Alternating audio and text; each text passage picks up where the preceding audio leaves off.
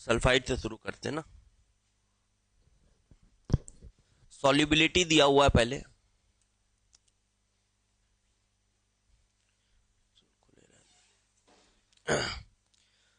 तो सल्फाइड की सॉल्युबिलिटी पता है, H2S अपन ने अलग से भी पढ़ लिया था, ठीक है ना। तो सल्फाइड की सॉल्युबिलिटी वगैरह याद है। अब ये एक बहुत सिंपल सा कंफर्मेटरी टेस्ट दिया हुआ है सल्फाइड आयन का, कि जैसे हमने H+ दिया तो H2S बनता है, और ये रॉटन एग स्मेल वाली गैस है। तो ठीक है, this is a confirmatory test for sulphides, क्योंकि यही है एक जो सीधे रॉटन एग वाली स्मेल देता है एसिड डालने से। Then comes the most important test of sodium nitrochloride test. ये एक बहुत ही इंपॉर्टेंट टेस्ट है, एकदम exceptional test for sulphide ions. यहां पर आपको ये कॉम्प्लेक्स देखना होगा ढंग से, sodium nitrochloride complex. This is sodium nitrochloride. इसके साथ जब सल्फाइड आयन एक्ट करता है, ये कॉम्प्लेक्स कैसा है, ये है Fe का शायद +2 है इसमें, ठीक है। Fe का +1 है, ठीक है। Fe का +1 है, NO भी +1 है। एक बार फिर भी अपन इसका ऑक्सीडेशन स्टेट निकाल के बता देते हैं। Fe का X -5 +1, और नेट चार्ज इसमें दिख रहा है हमको -2, नेट चार्ज -2 दिख रहा है। सो X कितना आ रहा है भैया, +2 आ रहा है, +1 नहीं आ रहा है। +1 आता है ब्राउन रिंग कॉम्प्लेक्स में, उसके साथ कंफ्यूज कर रहे हो शायद। तो ये +2 यहां पर फेरस आयन है और NO+ है। हर एक जो इंपॉर्टेंट कॉम्प्लेक्सेस आएंगे उसमें ऑक्सीडेशन स्टेट वगैरह याद रखना बहुत जरूरी है, ठीक है, इसी पे सवाल आते हैं। तो ये हो गया Fe+2 NO+। अब इसमें क्या होता है, ये जो NO+ है इसके साथ सल्फाइड एक्ट करता है, NO+ के साथ सल्फाइड एक्ट करता है, N ट्रिपल बॉन्ड O पर प्लस, सल्फाइड आयन अटैक करा और ये ऐसा कुछ गया, ऐसे सोच लो। तो N के साथ सल्फर का बॉन्ड हुआ, डबल बॉन्ड O का प्लस गायब, और S पे कौन सा चार्ज आ गया, -1, क्योंकि -2 से -1 एक पेयर दे दिया तो +1 जैसा सोच लो। तो ये आपके पास बनेगा SNO या NOS। तो ये बनता है NOS, ये -1 है और ये -1 है, ये -5 है, फेरस +2 ही है, तो नेट चार्ज आप देख लीजिए कितने का आ गया, -4। इसी वजह से यहां पर क्या लिखा हुआ है, Na4, ठीक है। और ये जो कॉम्प्लेक्स है ये पर्पल कलर देता है, is observe when the sodium nitrochloride is added, ठीक है, purple colour complex Na2S NH4S solution के साथ। अभी इसमें जो ये जो नोट वाले पॉइंट्स हैं ये बहुत इंपॉर्टेंट है, देखिएगा। सोडियम नाइट्रोक्लोराइड टेस्ट आपको सल्फाइड आयंस अगर आपके पास है तो वो मिल जाते हैं, ठीक है, सल्फाइड आयंस है तो सोडियम नाइट्रोक्लोराइड टेस्ट वो दे देता है।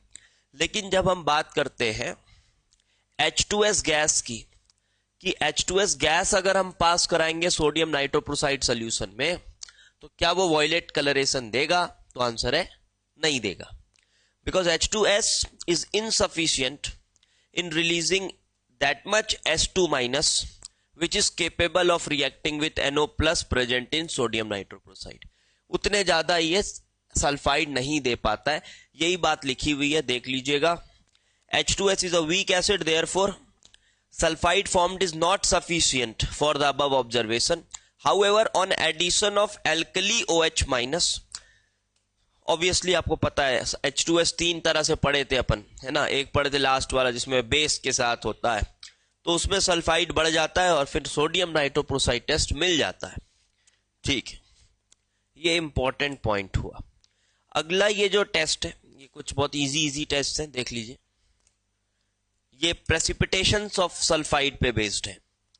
सिल्वर नाइट्रेट डालेंगे तो सल्फाइड और ये Ag2S, देखो यहां पर H2S गैस के साथ भी आ जाएगा रिएक्शन, ठीक है।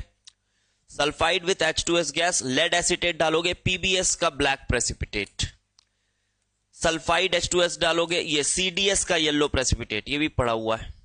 एंड सिल्वर फॉइल के साथ भी एक टेस्ट है कि आप सिल्वर नाइट्रेट का सॉल्यूशन ना डाल के अगर सिर्फ उसमें सिल्वर फॉइल्स डाल देंगे तो सिल्वर फॉइल्स में भी ब्लैक स्टेन्स, ब्लैक स्पॉट्स बन जाते हैं, और वो ब्लैक स्पॉट्स एक्चुअली रहते किसके हैं? सिल्वर सल्फाइड के स्टेन्स बन जाते हैं। तो इस तरह से भी किया जा सकता है, but usually the more preferred way is testing with silver nitrate. ठीक है, फिर ये एक टेस्ट आता है मिथिलिन ब्लू टेस्ट। उतना इंपॉर्टेंट नहीं है, बट फिर भी एक बार देख सकते हैं, और मैकेनिज्म वगैरह नहीं समझना है इसमें रिएक्शन को याद करना है क्या बन जाता है। देखिए, इसमें आपके पास है NN डाइमिथाइल पैराफिनाइलिन डाइअमीन। ये कुछ नहीं, सिंपल सा एक नॉर्मल सा ऑर्गेनिक कंपाउंड है, अमीन है, और N पे यहाँ डाई सब्स्टिट्यूशन है।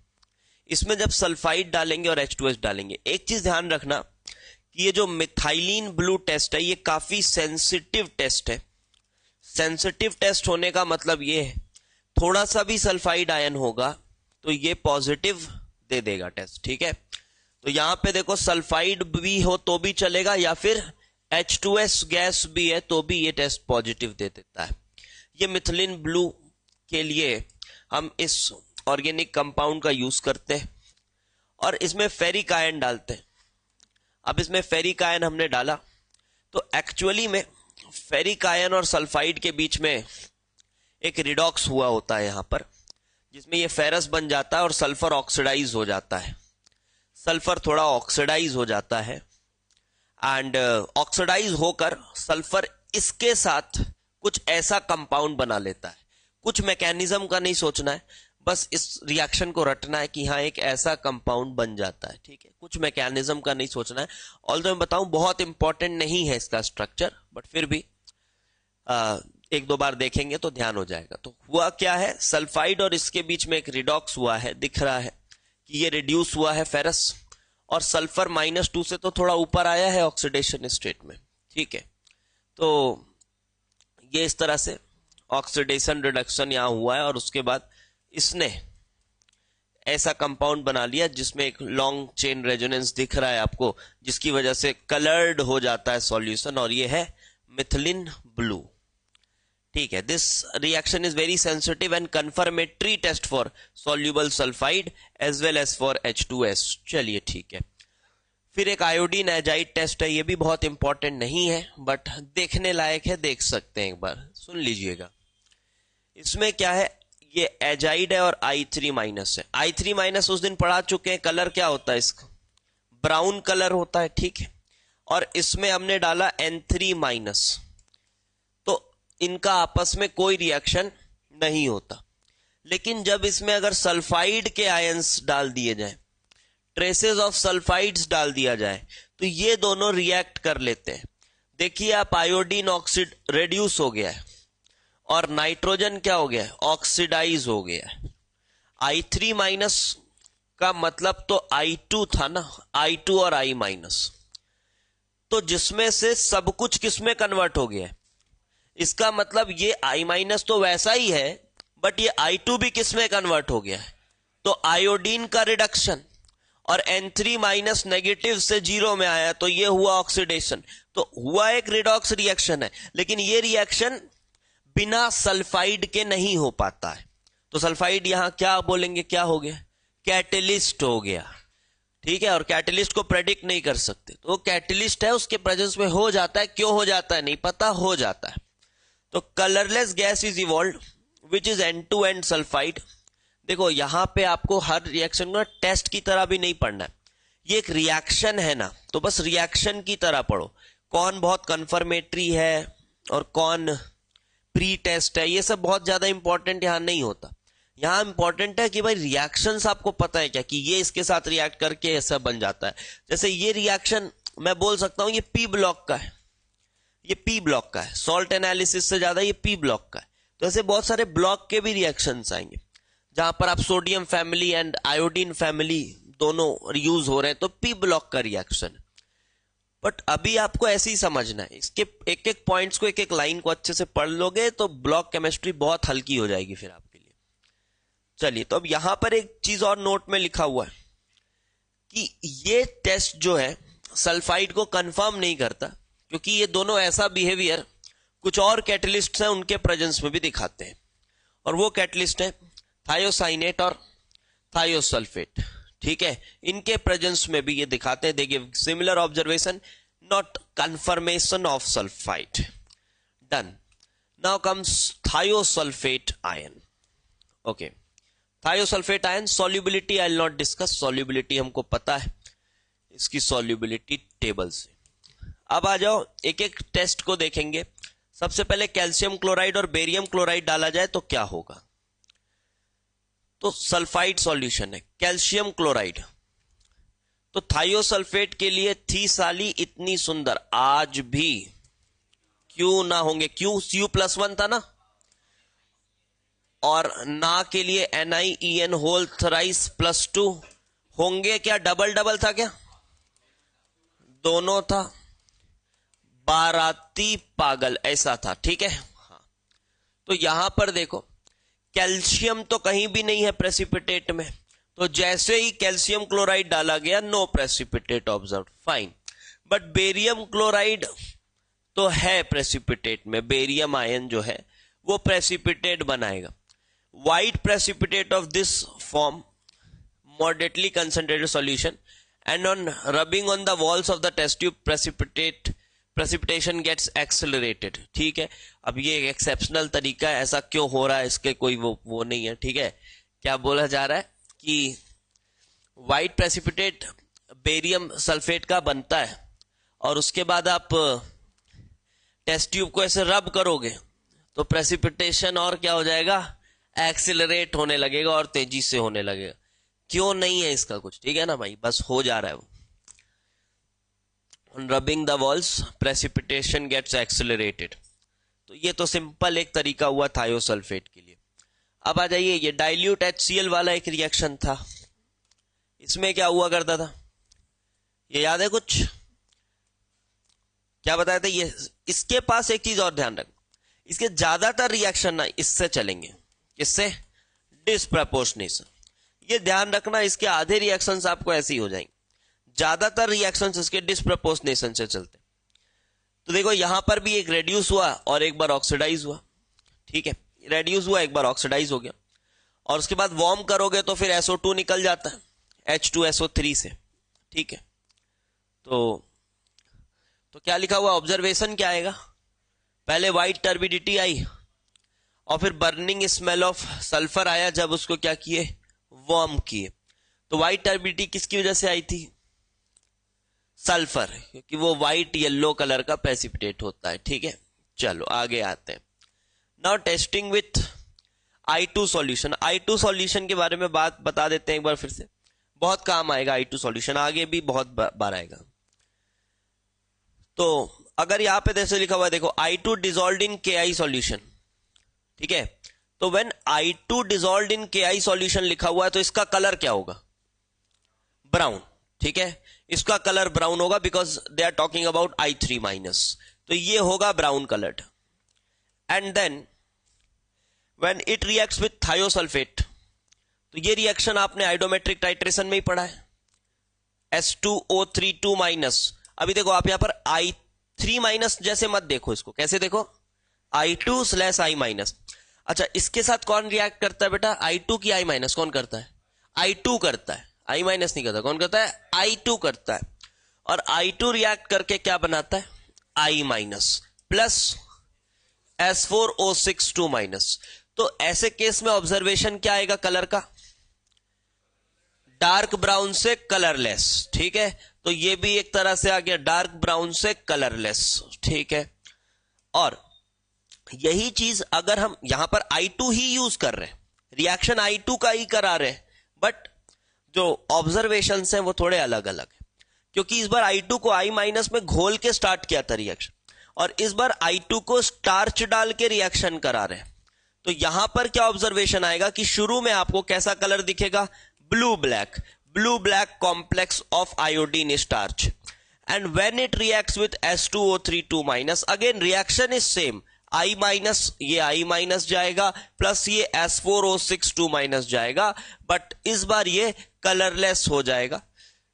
यहां भी कलरलेस हुआ था लेकिन इस बार ब्लू ब्लैक से कलरलेस हुआ। स्टार्च कुछ नहीं करेगा, वो पड़ा रहेगा, स्टार्च वैसे का वैसा ही पड़ा रहेगा, ठीक है। तो ये रिएक्शन हो गया। ठीक है, ये देख लेंगे तो ऐसे ही याद हो जाएगा। अब ये आइए, थोड़ा इंपॉर्टेंट है ये वाला सीक्वेंस इंपॉर्टेंट है। यहां पे क्या कर रहे हैं, पहले फ्रेश माइंड से देखिए। थायोसल्फेट में क्या डाला जा रहा है, प्रेसिपिटेटिंग रिएजेंट। प्रेसिपिटेटिंग रिएजेंट मतलब जो हमने अभी लिखे हैं ना, उन्हीं को डाला जा रहा होगा, वही कैटायंस को डाला जा रहा होगा। तो आया white precipitate. White precipitate because सभी थायोसल्फेट्स व्हाइट कलर के ही होते। अच्छा, कोई था क्या इसमें जो कलर्ड था? कोई प्रेसिपिटेट है क्या उसका जो कलर्ड है? जो कॉम्प्लेक्स वाला प्रेसिपिटेट था ना, वो कलर्ड था शायद। कौन सा? NiEN वाला जो था ना, वो कलर्ड था। देखते हैं आएगा वो भी आगे। तो सुनो, तो व्हाइट प्रेसिपिटेट तो पहले आपके थायोसल्फेट का बना हुआ है, और थायोसल्फेट के पास क्या टेंडेंसी थी, सबके साथ कॉम्प्लेक्स। तो जब आप एक्सेस में डालोगे तो सॉल्यूशन क्लियर क्यों हो जा रहा है, समझ गए?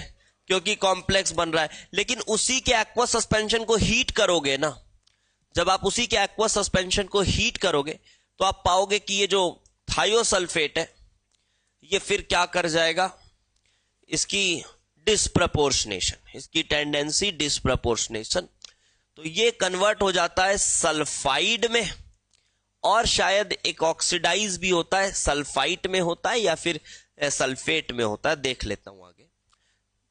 ऑक्सीडाइज भी होता है, सल्फेट में होता है, ठीक है। तो डिस्प्रपोर्शनेट होता है। तो देखते हैं अभी, अब यहां पे समझते हैं, इन रिएक्शंस को समझते हैं। देखिए, तो सबसे पहले आपने सिल्वर नाइट्रेट डाला। अब देखो, थी साली इतनी सुंदर, आज भी क्यों ना होंगे, ना वाला कॉम्प्लेक्स नहीं यूज किया। और लेड इधर, हाँ ये सभी प्रेसिपिटेटिंग वाले थे। बेरियम था, बट बेरियम से शुरू में टेस्ट कर लिए हैं, बेरियम और कैल्शियम क्लोराइड वाला, तो इसलिए यहां नहीं लिखा है उसको। तो ये व्हाइट प्रेसिपिटेट भी सबका सिंपल ही है, सिंपल है, कोई दिक्कत नहीं है, व्हाइट प्रेसिपिटेट सबका सिंपल है। कॉपर +2 में थोड़ा सा लोचा है, क्योंकि हमने डाला है यहां पर क्या, कॉपर सल्फेट क्यूप्रिक, लेकिन प्रेसिपिटेट बना है किसका, क्यूप्रस। तो यहां देखेंगे क्या हो रहा है आगे। अच्छा, अब ये black Ag2S, black black black black, सब ब्लैक, ठीक है। ये कब बना, जब इसको क्या किए, हीट की, इसके सस्पेंशन को। सस्पेंशन मतलब समझ गए ना अपन, क्या है सस्पेंशन मतलब? हाँ, पीपीटी सॉल्यूशन मतलब वो जो कोलॉइडल सॉल्यूशन, ट्रू सॉल्यूशन और सस्पेंशन होता है, जब पार्टिकल का साइज एक लिमिट को क्रॉस कर देता है तो उसको सस्पेंशन बोल देते हैं। तो वही प्रेसिपिटेटेड सॉल्यूशन में पार्टिकल्स ऊपर ऐसे तैर रहे होंगे, कोलॉइडल सॉल्यूशन जैसा सोच सकते हो, और उसी को जब हीट किए तो वो व्हाइट प्रेसिपिटेट किस में कन्वर्ट हो गया, ब्लैक में। मतलब हायर टेम्परेचर पे वो रिएक्ट कर लिया, ठीक है, रिएक्ट कर लिया, ये भी ठीक है। और ये क्लियर सॉल्यूशन भी क्लियर है एकदम। ये कॉम्प्लेक्स फॉर्मेशन, कॉपर का कॉम्प्लेक्स भी बहुत अजीब है, ठीक है, कॉम्प्लेक्स भी बहुत अजीब है। कॉपर के 6 मेटल आयन है और थायोसल्फेट के 5 है। स्ट्रक्चर बना पाना पॉसिबल नहीं है, ठीक है, स्ट्रक्चर नहीं बनाना है, याद हो जाता है तो देख लो, बहुत इंपॉर्टेंट नहीं है, बहुत इंपॉर्टेंट नहीं है, बट देखना तो है एक बार। अब इधर आते हैं, इसमें कॉपर के साथ क्या हुआ है देखते हैं। देखिए, कॉपर के साथ तो पहले रिडॉक्स हो गया है, ये तो M+N, और ये प्रेसिपिटेट, ये किसके लिए लिखा हुआ है, एक्सेप्ट कॉपर 2+, क्योंकि उन्होंने पहले करा है, ये देखो कॉपर +2 पहले इसके साथ रिडॉक्स करा है, क्योंकि कॉपर +2 भी काइंड ऑफ ऑक्सीडाइजिंग एजेंट है। इसमें से कॉपर +2 ऑक्सीडाइजिंग एजेंट है, तो कॉपर +2 ने कन्वर्ट किया खुद को किसमें, कॉपर +1 में, और थायोसल्फेट नॉर्मली अपना जैसे ऑक्सीडाइज होता है वो हुआ। अब क्या हुआ कि जब ये कॉपर +1 बना, आपके पास ये जो था ये था एक्सेस में, और ये एक्सेस में था, इस वजह से क्यूप्रस के साथ उसका फिर प्रेसिपिटेट आया, क्योंकि क्यूप्रिक का प्रेसिपिटेट तो उसके साथ आता नहीं। तो यहां एक बड़ा इंपॉर्टेंट रिएक्शन ये बनता है, जिसको आप अच्छे से ध्यान रख सकते हो, ये वाला रिएक्शन कि cupric ion with H2O3 2- performs in the same manner like I2 does. I2 भी यही करता है इसके साथ, ऑक्सीडाइज कर देता है इसको। तो I2 और कॉपर +2 दोनों परफॉर्म करते हैं सेम मैनर में S2O3 के साथ रिएक्शन, और ये फिर बनाया गया है black precipitate and so on. ठीक है, अब आते हैं अगले रिएक्शन में, FeCl3 ये भी बढ़िया है। FeCl3 +3 आयन है। तो देखिए भाई, देखो फेरिक आयन है, फेरिक आयन विथ H2O3 यहां पे क्या लिखा हुआ है, इनिशियली वॉयलेट कलरेशन, क्योंकि थायोसल्फेट है, इसके साथ कॉम्प्लेक्स बना लेता होगा, फिर उसको रखे रखे वो किस में कन्वर्ट हो जा रहा है। अच्छा, लाइट ग्रीन सुनते ही कौन सा आयन दिमाग में आता है, Fe+2। 10th की क्लास में भी पढ़ लेते हैं अपन, कॉपर और आयरन का रिएक्शन पढ़ लेते हैं। कॉपर +2 सुनते ही ब्लू कलर आता है, वैसे ही ग्रीन कलर जहां भी दिखता है तुरंत दिमाग में आता है कौन सा ion, ferrous ion. Ferrous ion green coloured solution देता है। और यहां पर था ये फेरिक, तो ऑब्वियसली कुछ हुआ होगा, देखते हैं यहां पे क्या हुआ है। देखो पहले ये बना है कॉम्प्लेक्स, और ये एक नॉर्मल कॉम्प्लेक्सेशन हुआ है। This is a complexation reaction, not a redox, I think not a redox. It is still in which oxidation state, +3. So these small things matters a lot. ये +3 है। अब फेरिक आयन आपके पास है और यहां भी ये कॉम्प्लेक्स आपके पास है, तो ये दोनों फिर से एक रिएक्शन कर रहे हैं, रखे रखे ही आपस में रिएक्शन कर रहे होते हैं, बिकॉज फेरिक आयन आपने एक्सेस में डला हुआ रहता है सॉल्यूशन में, तो उन दोनों के बीच में रिएक्शन होता है। फिर ये हुआ रेडॉक्स, ये हुआ है ऐसे रेड्यूस, और ये फिर से हुआ ऑक्सीडाइज। ठीक, देखो बोलने को यहां भी वही चीज हो रहा है, ध्यान से सुनना। कॉपर +2 I2 ये दोनों ही क्या कर रहे थे, S2O3- के साथ रेडॉक्स कर रहे थे, और इसको S4O6- में कन्वर्ट कर रहे थे। अच्छा, Fe+3 की भी तो यही आदत होती है, ये भी क्योंकि खुद को रेड्यूस करता है और आगे वाले को ऑक्सीडाइज करता है, क्योंकि फेरिक आयन फेरस में जाने की टेंडेंसी रखता है, जैसे ये ऐसे। तो यहां भी ना यही कर रहा है, ध्यान से सुनो, यहां भी फेरिक आयन कर अल्टीमेटली यही रहा है कि इसको इसमें कन्वर्ट कर रहा है, और खुद को किस में कन्वर्ट कर रहा है, फेरस में कन्वर्ट कर, बट थोड़ा धीरे कर रहा है। बट कैसे कर रहा है, थोड़ा धीरे कर रहा है।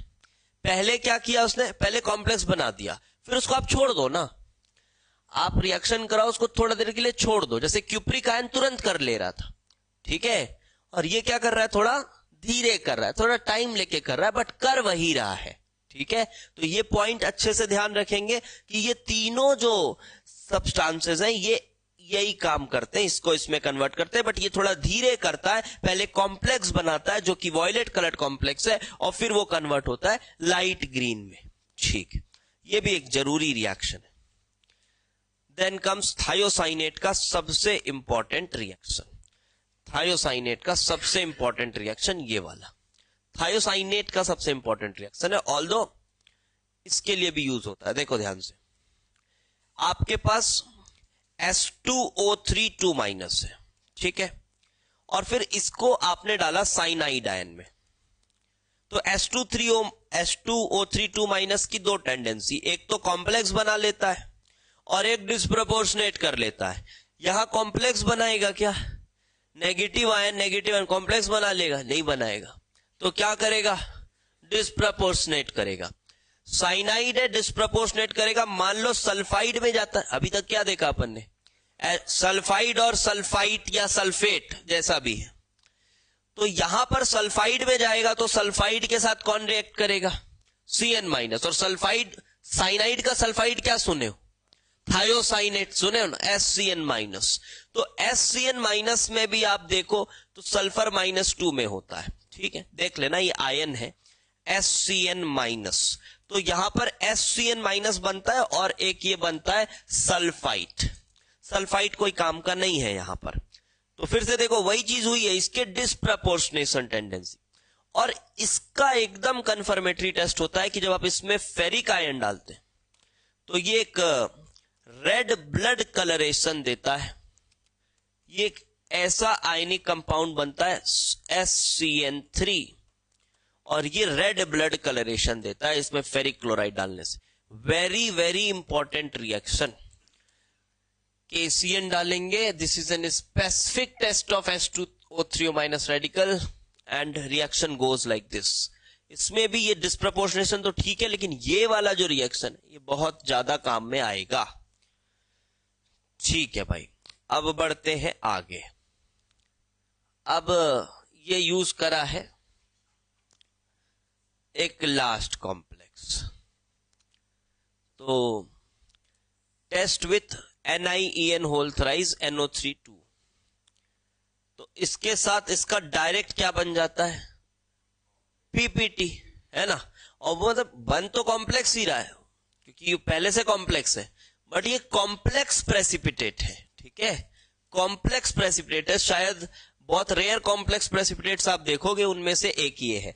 मतलब कुछ अलग नहीं है। जैसे प्रेसिपिटेट आपका बनता है AgCl, तो इसमें भी क्लोराइड आयन है और इधर क्या है, Ag+ है। तो यहां भी ये जो बस कैटायन है, ये कैटायन कैसा कैटायन हो गया है, कॉम्प्लेक्स कैटायन हो गया है। बस कॉम्प्लेक्स कैटायन के साथ H2O3 2-। But nitrate of this complex is soluble. Obviously nitrate सबका सॉल्युबल होता है, लेकिन ये वॉयलेट प्रेसिपिटेट बना लिया, सीधा रिएक्शन है। However, in the presence of H2S, the precipitation of NiS takes place. This is an important point. In presence of H2S, इसका मतलब समझ गया। अगर आपके पास सॉल्यूशन में सल्फाइड आयन है तो निकल का सल्फाइड प्रेसिपिटेट हो जाएगा। ठीक है, निकल का सल्फाइड, क्योंकि आपके पास ये कॉम्प्लेक्स में निकल है, और अगर कॉम्प्लेक्स में निकल है तो सॉल्यूशन में निकल+2 के फ्री आयंस भी होंगे, थोड़े तो होते हैं ना। तो ये फ्री आयंस इनफ है सल्फाइड के साथ क्या बनाने को, NiS का प्रेसिपिटेट बनाने को। ठीक है, these free ions are sufficient कि इसके साथ प्रेसिपिटेट बना पाते हैं। देखो अभी याद करना, फिर जब क्वेश्चन करेंगे इसके मिला जुला के, तब आपको थोड़ा कनेक्ट होगा कि हाँ यार ये याद आया, ये याद आया, ऐसे। ठीक है, और वो क्वेश्चन करने में बहुत ज्यादा चीजें आपको रिकलेक्ट करके रखना पड़ेगा दिमाग में। ये ब्लू रिंग टेस्ट उतना इंपॉर्टेंट नहीं है, पढ़ सकते हो, बस रिएक्शन विएक्शन नहीं है इसका कुछ। पढ़ना हो तो पढ़ लेना, छोड़ना हो छोड़ देना, not important blue ring test. आ जाओ नाइट्राइट रेडिकल। नाइट्राइट रेडिकल बहुत जरूरी। ठीक, अभी देखो ये कौन से रेडिकल्स चल रहे हैं, वो वाले, हाँ, जो एसिड डालने से कुछ वोलेटाइल सा दे दें। ठीक है, तो नाइट्राइट अभी तक क्या क्या पढ़े थे अपन ने, कार्बोनेट पढ़ा, बाइकार्बोनेट पढ़ा, सल्फाइट, बाइसल्फाइट, फिर कौन आया, सल्फाइड और H2O3 2-, और अब है नाइट्राइट। ये सभी देख लो वोलेटाइल प्रोडक्ट देने वाले ही हैं। ठीक है, चलिए तो नाइट्राइट में आते हैं।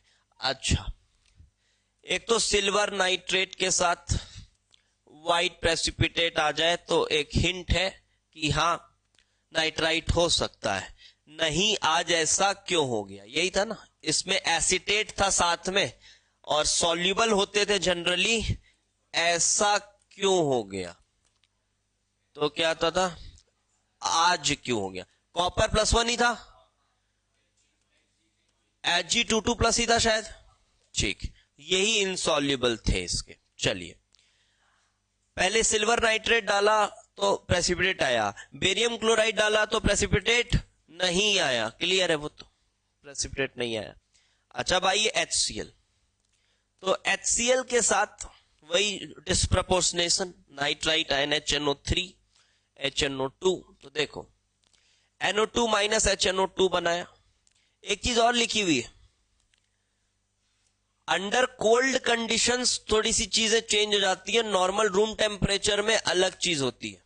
देखिएगा, अगर कोल्ड कंडीशंस में, कोल्ड कंडीशंस भी ये रफली -20 डिग्री के आसपास का टेम्परेचर होता है, -20 डिग्री के आसपास का, एग्जैक्ट नहीं याद है। तो ये HNO2 डला और ये HNO2 ने H2O और N2O3 में कन्वर्ट हो गया, एक तरह से टूट गया है। कब, ये कोल्ड कंडीशंस में ऐसा हो रहा है, it is giving transient blue colouration. तो कोल्ड कंडीशंस में HNO2 का बिहेवियर अलग है और नॉर्मल कंडीशंस में आपको पता है डिस्प्रपोर्शनेट्स टू HNO3 एंड NO, और NO can react with oxygen atmospheric and it will ultimately give brown fumes of NO2। ये पता है, ये नहीं पता था, ये याद रखना कि कोल्ड कंडीशंस में N2O3 मिल जाता है, नाइट्रोजन का ऑक्साइड है। Now comes brown ring test. ये सबसे important test for nitrite ion as well as for nitrate ion. तो इसमें नाइट्रेट आयन के साथ इसको एक बार देखेंगे, खैर नाइट्रेट आयन आगे आएगा, चलो नाइट्रेट आगे आएगा तो उसको आगे ही देखेंगे, पहले इसको देख लेते हैं नाइट्राइट को। ठीक है, क्या करा जा रहा है, nitrite solution is slowly added to freshly prepared ferrous sulphate. तो अपने पास सॉल्यूशन में क्या है, नाइट्राइट आयन है,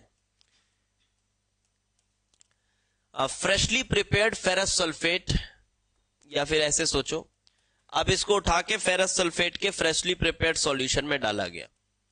फेरस सल्फेट सॉल्युबल कैसा होता है, ग्रीन कलर का सॉल्यूशन होगा।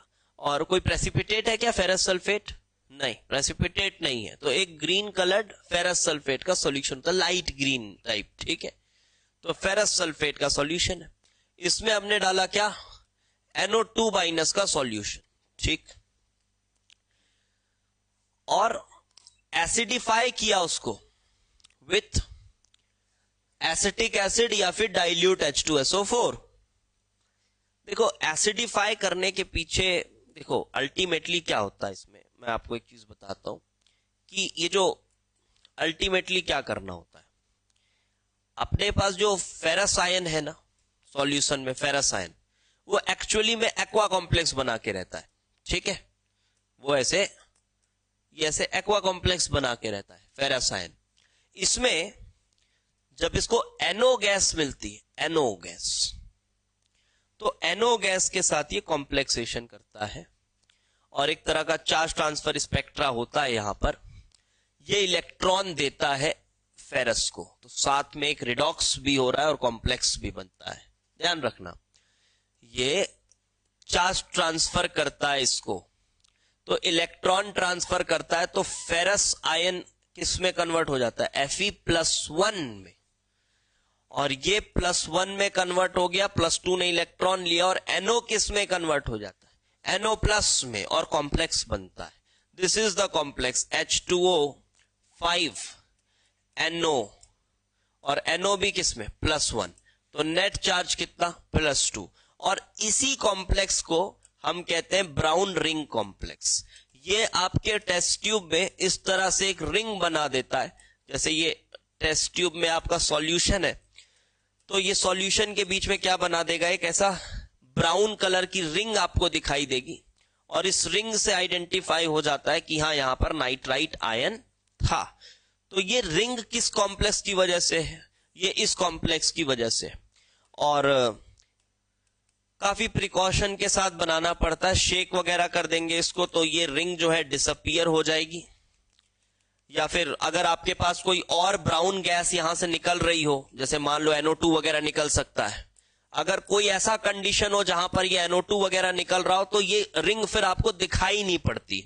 तो कुछ प्रिकॉशंस है, वो लिखा होगा अभी उसमें, देखते हैं। तो रफ आइडिया समझ आ गया। तो अल्टीमेट आइडिया क्या है, क्या बनना चाहिए, NO, क्योंकि फेरस सल्फेट में क्या पड़ा हुआ है, Fe+2 का एक्वा कॉम्प्लेक्स। ठीक है, Fe+2 का पड़ा हुआ है एक्वा कॉम्प्लेक्स, और अल्टीमेटली हमको उसके साथ NO बनाना है।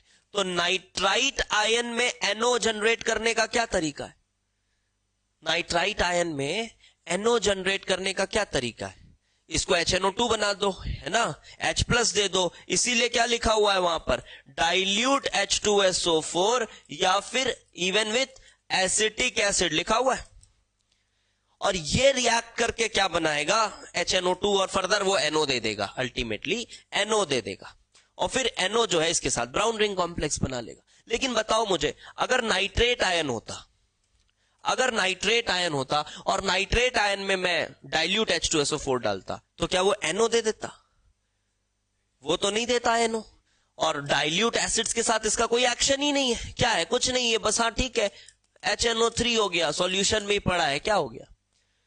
तो इसी वजह से जब ब्राउन रिंग कॉम्प्लेक्स बनाते हैं हम इसके साथ, नाइट्रेट आयन ये भी ब्राउन रिंग कॉम्प्लेक्स देता है, तो इसमें थोड़ा अलग तरीका है, बट तरीका अल्टीमेटली क्या जनरेट करता है उसमें भी?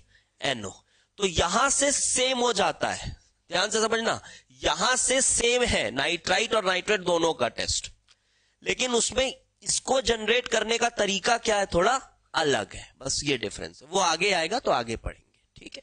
अब आइए इसको पढ़ते हैं, एक बार खुद से पढ़िए, देखिए समझ आया क्या, एक बार खुद से पढ़िए, बताइए समझ आया क्या। मैं 1 सेकेंड में आया।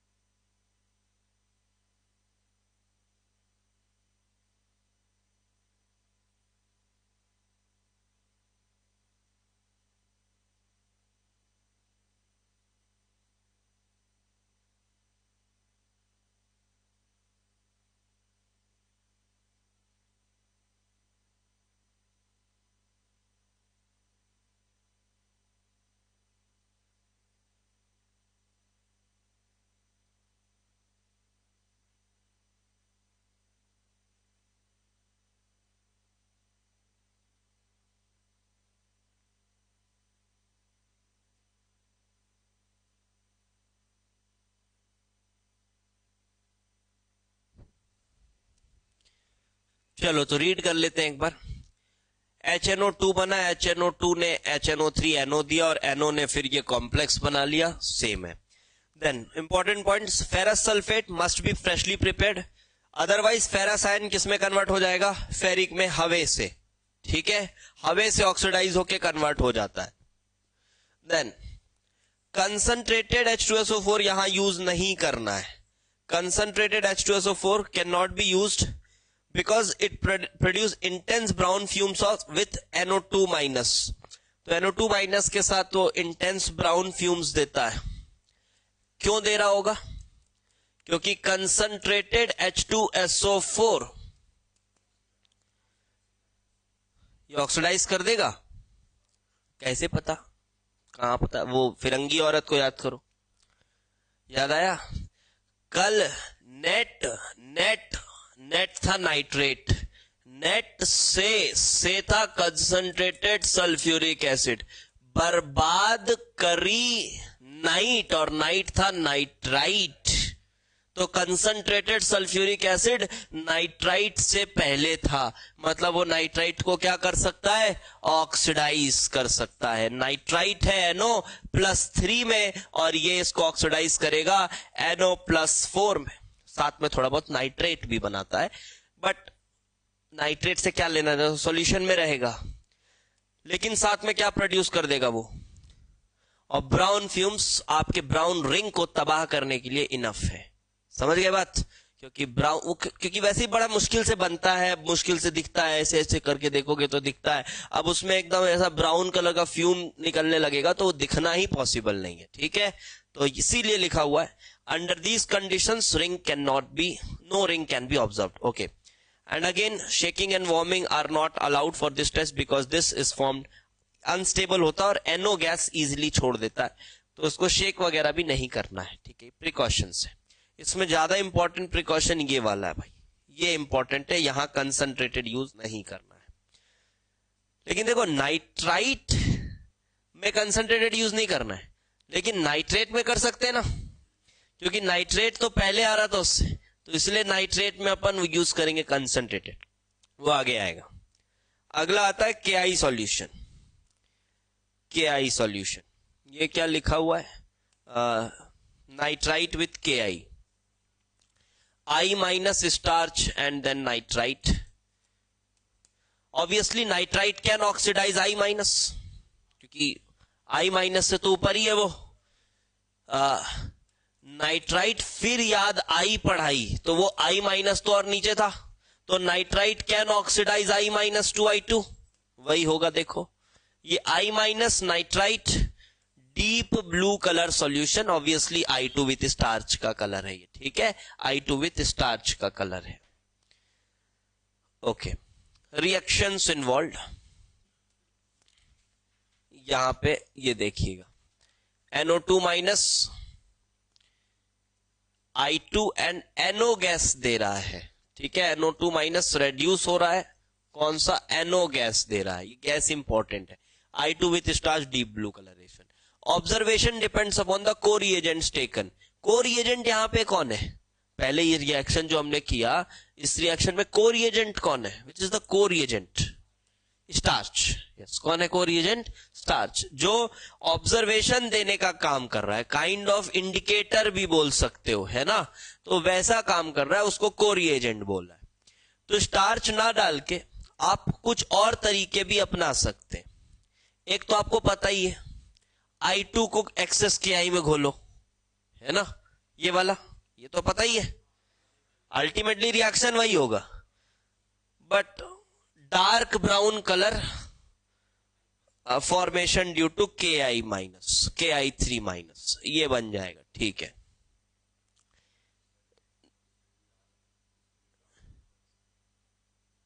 नहीं, ब्राउन रिंग के लिए फेरस सल्फेट चाहिए, यहां कहां फेरस सल्फेट है, ये क्या लिखा हुआ था, observation depends upon the following को reagents taken, if we will take I2 with excess KI, okay, तो यहां पर तो I माइनस ऑक्सीडाइज हो रहा है ना, तो I2 विथ एक्सेस KI, नहीं, रिएक्शन क्या हो रहा है, I minus is getting oxidise to I2,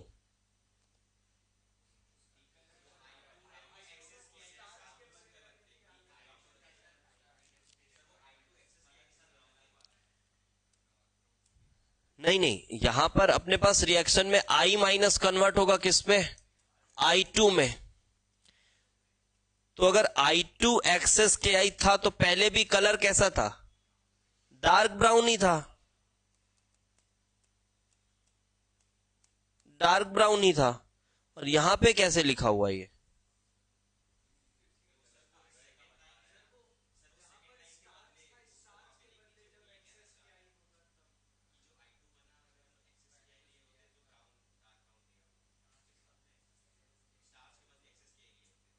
अच्छा, ठीक है, मतलब I2 बनने के बाद शुरू में I माइनस रहता, और वो फिर लास्ट में स्टार्च की जगह पर अपन क्या करते, एक्सेस KI डालते, तो अल्टीमेटली उस ये I माइनस I2 में जाता, और फिर एक्सेस KI के साथ वो ये बन जाता, ठीक है, कोई दिक्कत नहीं, वो मेरे को थोड़ा लैंग्वेज नहीं समझ आ रहा था। अच्छा, अब ये एक और ऑब्जर्वेशन दिया हुआ है, यही I2 में अगर हमने ये लिया होता CCl4 CHCl3 एंड CS2, ये देखो, ये एक्चुअली में ना, ये I2 मतलब ये बता रहा क्या है, को रिएजेंट्स टेकन, ये ना, ये मैं क्यों कंफ्यूज हो रहा था, क्योंकि शुरू में हमने I माइनस लिया है, रिएक्शन में शुरू में क्या लिया है, I माइनस, और बना क्या है I2, ठीक है, बना है I2, इसने जो बना है उसके साथ का रिएक्शन बताया है ना, तो मैं सोच रहा था ये I2 और ये लेकर कैसे करेंगे, तो I2 और ये लिया नहीं हुआ है, ये बना है, और उसके साथ अगर एक्सेस KI होता तो ऐसा हो जाता, ठीक है, तो यहां भी I2 लिया नहीं है हमने, I2 बना है, और उसमें अगर ये होता, तो ध्यान से देखो, ये वॉयलेट कलर, ये कैसे बनता है, ये एक टेस्ट आप पढ़ोगे, लेयर टेस्ट आप पढ़ोगे फॉर हेलोजेंस के लिए आप पढ़ेंगे layer test, bromide, chloride, iodide, इनके लिए, क्लोराइड के लिए तो नहीं पढ़ते, ब्रोमाइड आयोडाइड के लिए पढ़ते। अच्छा, किसी को पता है लेयर टेस्ट के बारे में, कोई सुना, तुम लोगों को तो बताए थे, पता है क्या, नहीं पता है, लेयर टेस्ट सुने ही नहीं कभी, नहीं सुने, कोई बात नहीं। देखो, सॉल्युबिलिटी पे प्रिंसिपल पे चलता है ये टेस्ट, वही लाइक डिसॉल्व्स लाइक वाला। बताओ, ब्रोमीन पानी में घुलेगा, ब्रोमीन पानी में घुलेगा, और ब्रोमीन CCl4 में घुलेगा, ये दोनों रिएजेंट्स यूज करते हो ना, कहां, ऑर्गेनिक में बढ़िया। पहला वाला क्या करता है, एल्कीन के साथ हाइड्रोक्सिलेशन, हेलो हाइड्रोक्सिलेशन, डीकलराइज हो जाता है, ठीक है। और इसका क्या पढ़े हो, एंटी एडिशन ऑफ Br।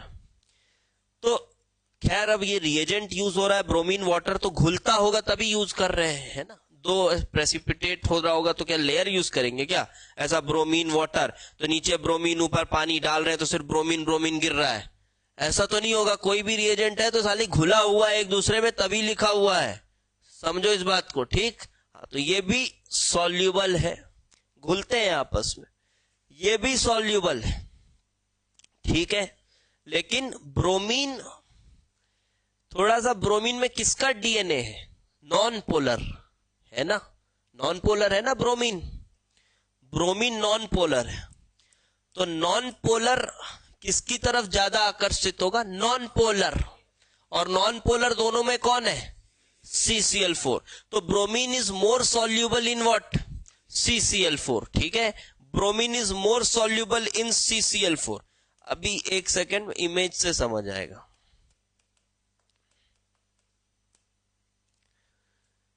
तो more soluble in CCl4 because of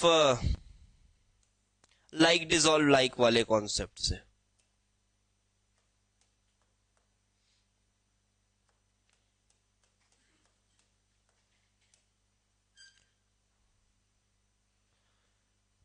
इस इमेज से आपको थोड़ा समझ में आएगा।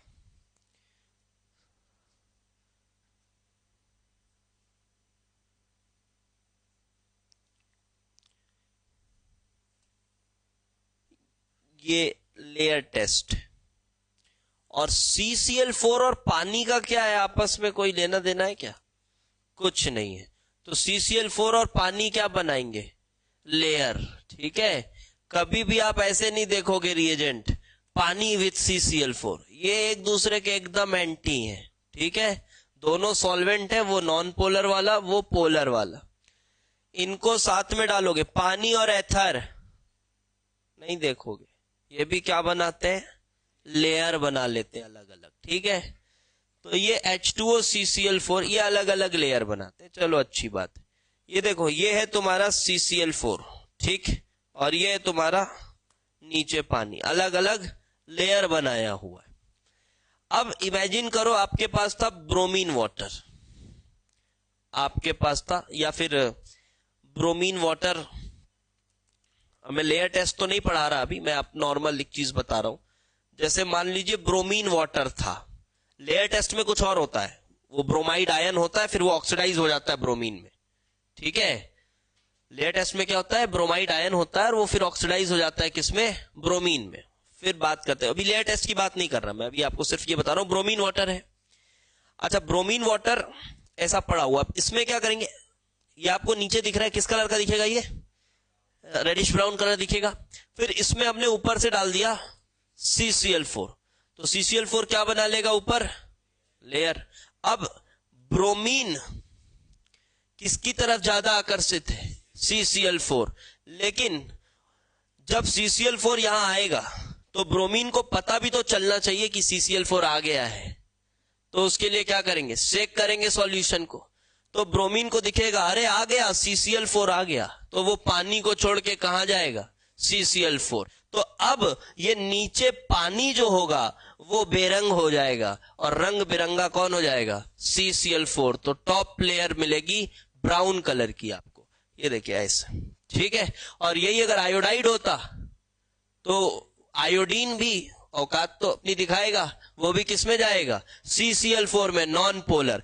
तो वो भी कुछ ऐसा ही लेयर बनाएगा, लेकिन वो कलर कैसा होगा, वॉयलेट कलर्ड होगा। समझ आ गया ऑब्जर्वेशन। अब आओ उसको पढ़ते हैं तो समझ आएगा। अब लेयर टेस्ट भी आपको आसानी से समझ आएगा जब आगे पढ़ाऊंगा। चलो इस पे आते हैं। तो अभी समझ आ गया वॉयलेट लेयर इज ऑब्जर्व क्यों लिखा हुआ है। देखो ये सभी एक ही बिरादरी वाले रिएजेंट्स हैं, CCl4 हो, क्लोरोफॉर्म हो, CS2 हो, ये सब एक ही बिरादरी वाले, सब वही काम कर सकते हैं। अरे पोलैरिटी काफी कम है ना, बहुत कम पोलैरिटी है। नॉन पोलर मतलब एकदम से एकदम ऑन पेपर नहीं चल रहा है काम ना। नॉन पोलर क्लोरोफॉर्म भी acts as what, kind of non polar reagent ही है। नॉन प्रोटिक है ना, हमने किस तरह से क्लासिफाई किया है उसको, चीजों को, पोलर प्रोटिक और polar aprotic.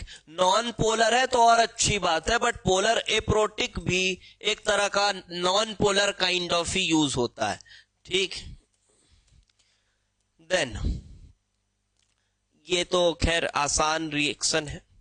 Test with acidified KMnO4, ये आसान है। NO2 माइनस KMnO4, तो MnO4 माइनस उस लिस्ट में देखो बहुत ऊपर आ रहा था, पर मन का कंट्रोल तो वो सबसे ऊपर था। तो नाइट्राइट को क्या करेगा, ऑक्सीडाइज, वो नाइट्राइट को ऑक्सीडाइज करेगा टू NO3 माइनस Mn+2 हो जाएगा, colourless, done. Similarly orange colour से ग्रीन कलर इधर भी हो गया। चलो आगे देखें। देन कम्स दीज 3 रिएक्शंस, बहुत ही इंपॉर्टेंट रिएक्शंस। इन सभी में आप देखो NH4Cl, ये है यूरिया और ये है थायोयूरिया। इन सब का रिएक्शन हम कराएंगे नाइट्राइट के साथ। NO2 माइनस, NO2 माइनस में क्या ऑक्सीडेशन स्टेट है इसकी, +3, और ये सभी में आप N की ऑक्सीडेशन स्टेट देखोगे क्या दिखेगा, तो -3 +3 में हमेशा क्या निकल जाता था, N2 निकल जाता था, याद आ रहा है, N2 निकल जाता था -3 +3 में। आप चेक करना इन सब में आपको N का -3 मिलेगा। तो देखो सभी में -3 +3 क्या निकल गया, नाइट्रोजन। साइड वाला प्रोडक्ट उतना जरूरी नहीं है। यहां पर भी देखो NO2 माइनस, और ये भी N जो है वो -3 में N2 निकला, साथ में CO है, CO2 निकल जाएगा, ठीक है। और यहां पर CS है और N दिख रहा है, तो समझ लीजिएगा थायोसाइनाइड निकल रहा है, और साथ में N2 तो निकल ही रहा है। रिएक्शन खुद से देखोगे तो समझ भी आ जाएगा किसका ऑक्सीडेशन हुआ है, किसका रिडक्शन हुआ है। और फिर इसका आइडेंटिफिकेशन कैसे करते हैं, +3 से खूनी लाल कलर, ठीक। तो ये रेड ब्लड कलरेशन इधर से आई। अभी थोड़ी बहुत बातें पढ़ने लायक है इसमें, ठीक है। When NH4Cl is added and boiled, colorless, odorless nitrogen gas observed, ठीक है। सिमिलरली यहां भी डाइल्यूट HCl डाले तो ये ऐसा हुआ। थायोयूरिया के साथ भी SCN- बना है, क्योंकि थायो है, साइनाइड दिख रहा है, तो CN- आ ही जाएगा। फिर सल्फामिक एसिड को देखें, सल्फामिक एसिड को देखें। सल्फामिक एसिड का यूज तब होता है जब आप सॉल्यूशन से नाइट्रोजन एटम को एकदम से खत्म कर देना चाहते हो, ठीक है।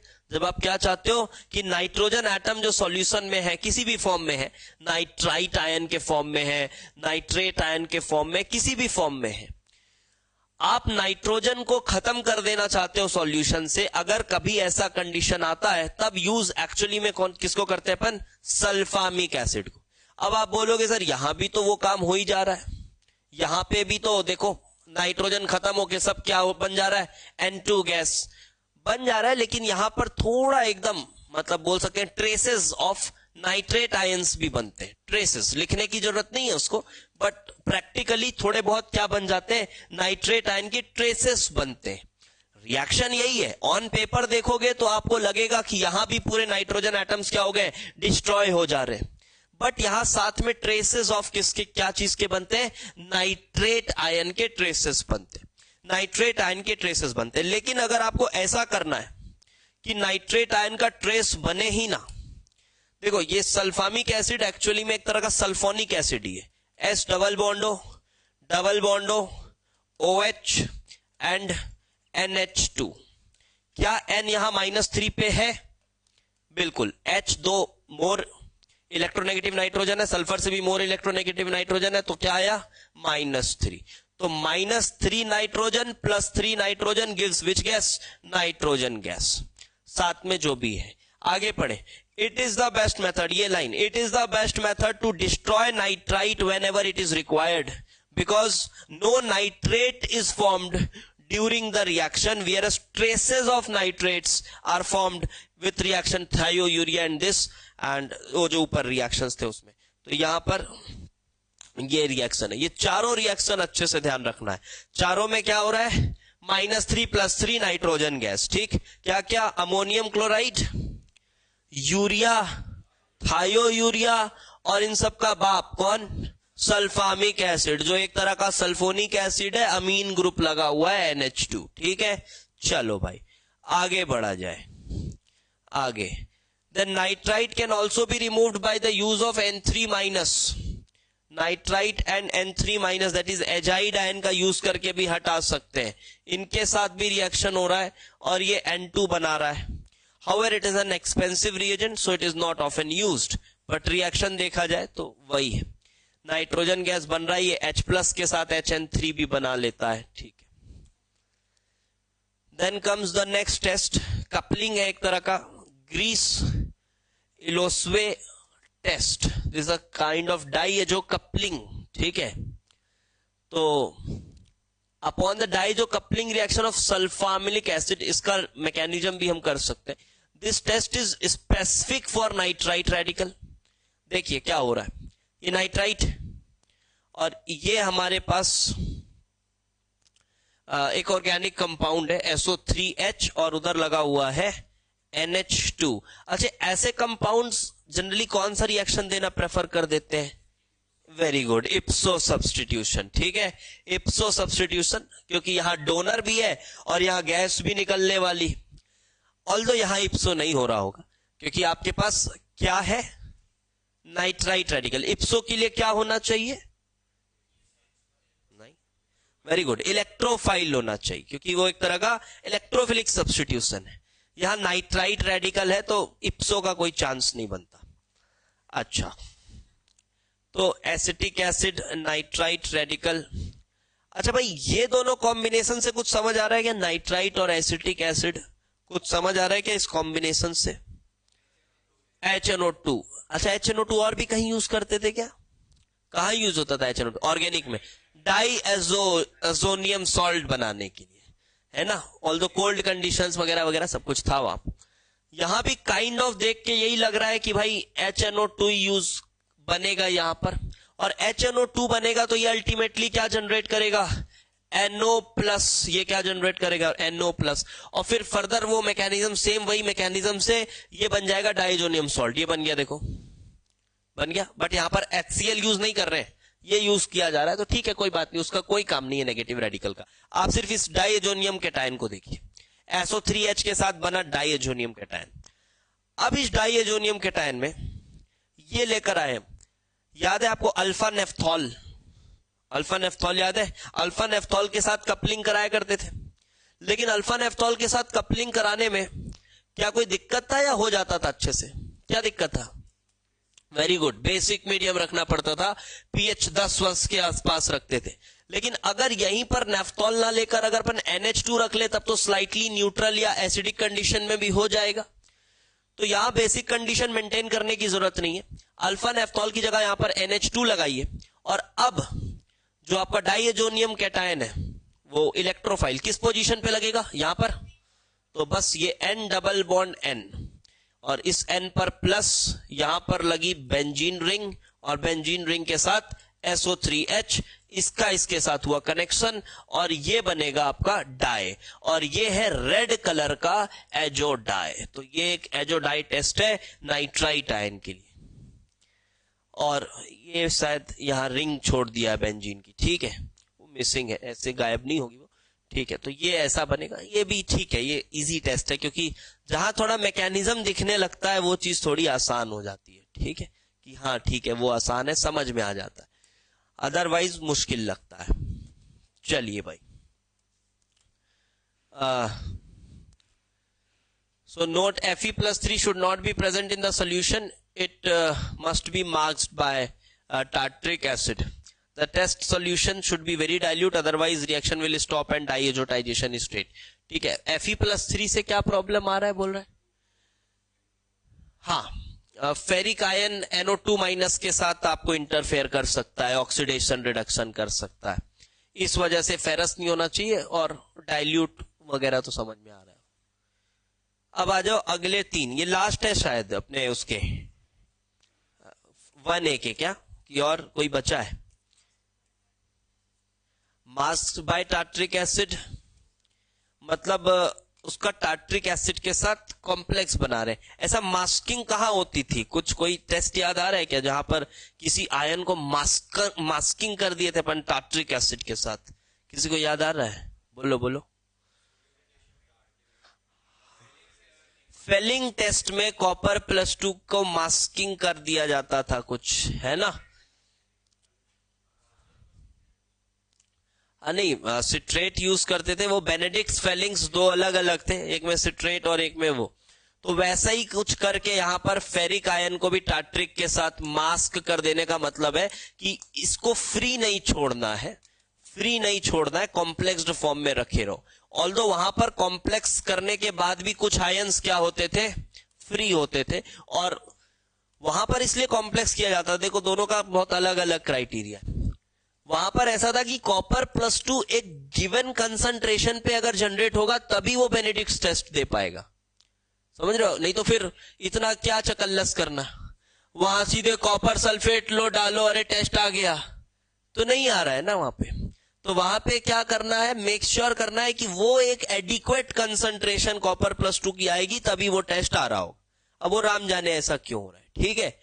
तो वहां पर उसको हिट एंड ट्रायल से ये पता चला कि भाई बेनेडिक्ट सॉल्यूशन अगर वो ऐसा ऐसा करके डालोगे तो वो कॉपर के साथ वो मास्किंग करेगा और उसके बाद थोड़े बहुत जो कॉपर +2 जनरेट होंगे वो इनफ है क्या टेस्ट देने के लिए? फेलिंग बेनेडिक्ट जो भी है। और यहां पर क्या बोल रहा है कि फेरिक आयन को मास्क कर दो तो जो थोड़े बहुत फ्री बचेंगे भी वो इतने काबिल नहीं होंगे कि नाइट्राइट के साथ इंटरफेयर कर दे, ठीक है? तो थोड़ा पर्सपेक्टिव समझो, इस तरह से बोल रहे हैं यहां पे। चलो इसके बाद और कौन सा ऑक्जिलेट और ये हुआ, फिर अच्छा फिर आ जाएगा अपना स्ट्रॉन्ग एसिड वाला क्लोराइड, ब्रोमाइड, आयोडाइड। आज खत्म करेंगे पूरा क्लोराइड ब्रोमाइड और आगे तक जाएंगे, बस अभी देखते जाइए। ये आया है एसिटेट, फॉर्मेट एंड ऑक्जिलेट। ये शायद आपके इसलिए और इंपॉर्टेंट हो जाता है क्योंकि ये आपके शायद प्रैक्टिकल के सिलेबस में भी लिखा है ये तीनों आयंस, ठीक है? हाँ लिखा है ये तीनों आयंस, तो मेंस के लिए तो काफी इंपॉर्टेंट हो जाता है ये कि करना ही करना है। जैसे शायद थायोसल्फेट वगैरह नहीं है स्कूल्स के सिलेबस में, लैब मैनुअल में शायद नहीं है सिलेबस में। मेरे को एग्जैक्टली नहीं देखा क्योंकि नॉर्मली मैं पूरा ही पढ़ाता हूं, क्योंकि जरूरी इसमें ये सब मत सोचना कि ये आयन सिलेबस में नहीं है तो इसको नहीं पढ़ना है, ठीक है? नहीं, क्योंकि ये एक तरह का ब्लॉक भी इसी में हो रहा है, तो आपको हर आयन पढ़ना है, जो दिया हुआ है सब कुछ पढ़ना है। तो various test are done for identification of these 3। अच्छा एक बात बताओ, पहली बात तो इसके बारे में थोड़ी बहुत चीजें जान लें। क्या ये, खैर फॉर्मेट के बारे में बहुत ज्यादा चर्चा तो हमने नहीं करी है, एसिटेट के बारे में करी है। एसिटेट H+ लेके वोलेटाइल बनाता है प्रोडक्ट। हाँ, जब ये H+ लेता है तो विनेगर बनता है और विनेगर को हल्का वार्म कर दे तो विनेगर स्मेल आ जाती है, ठीक?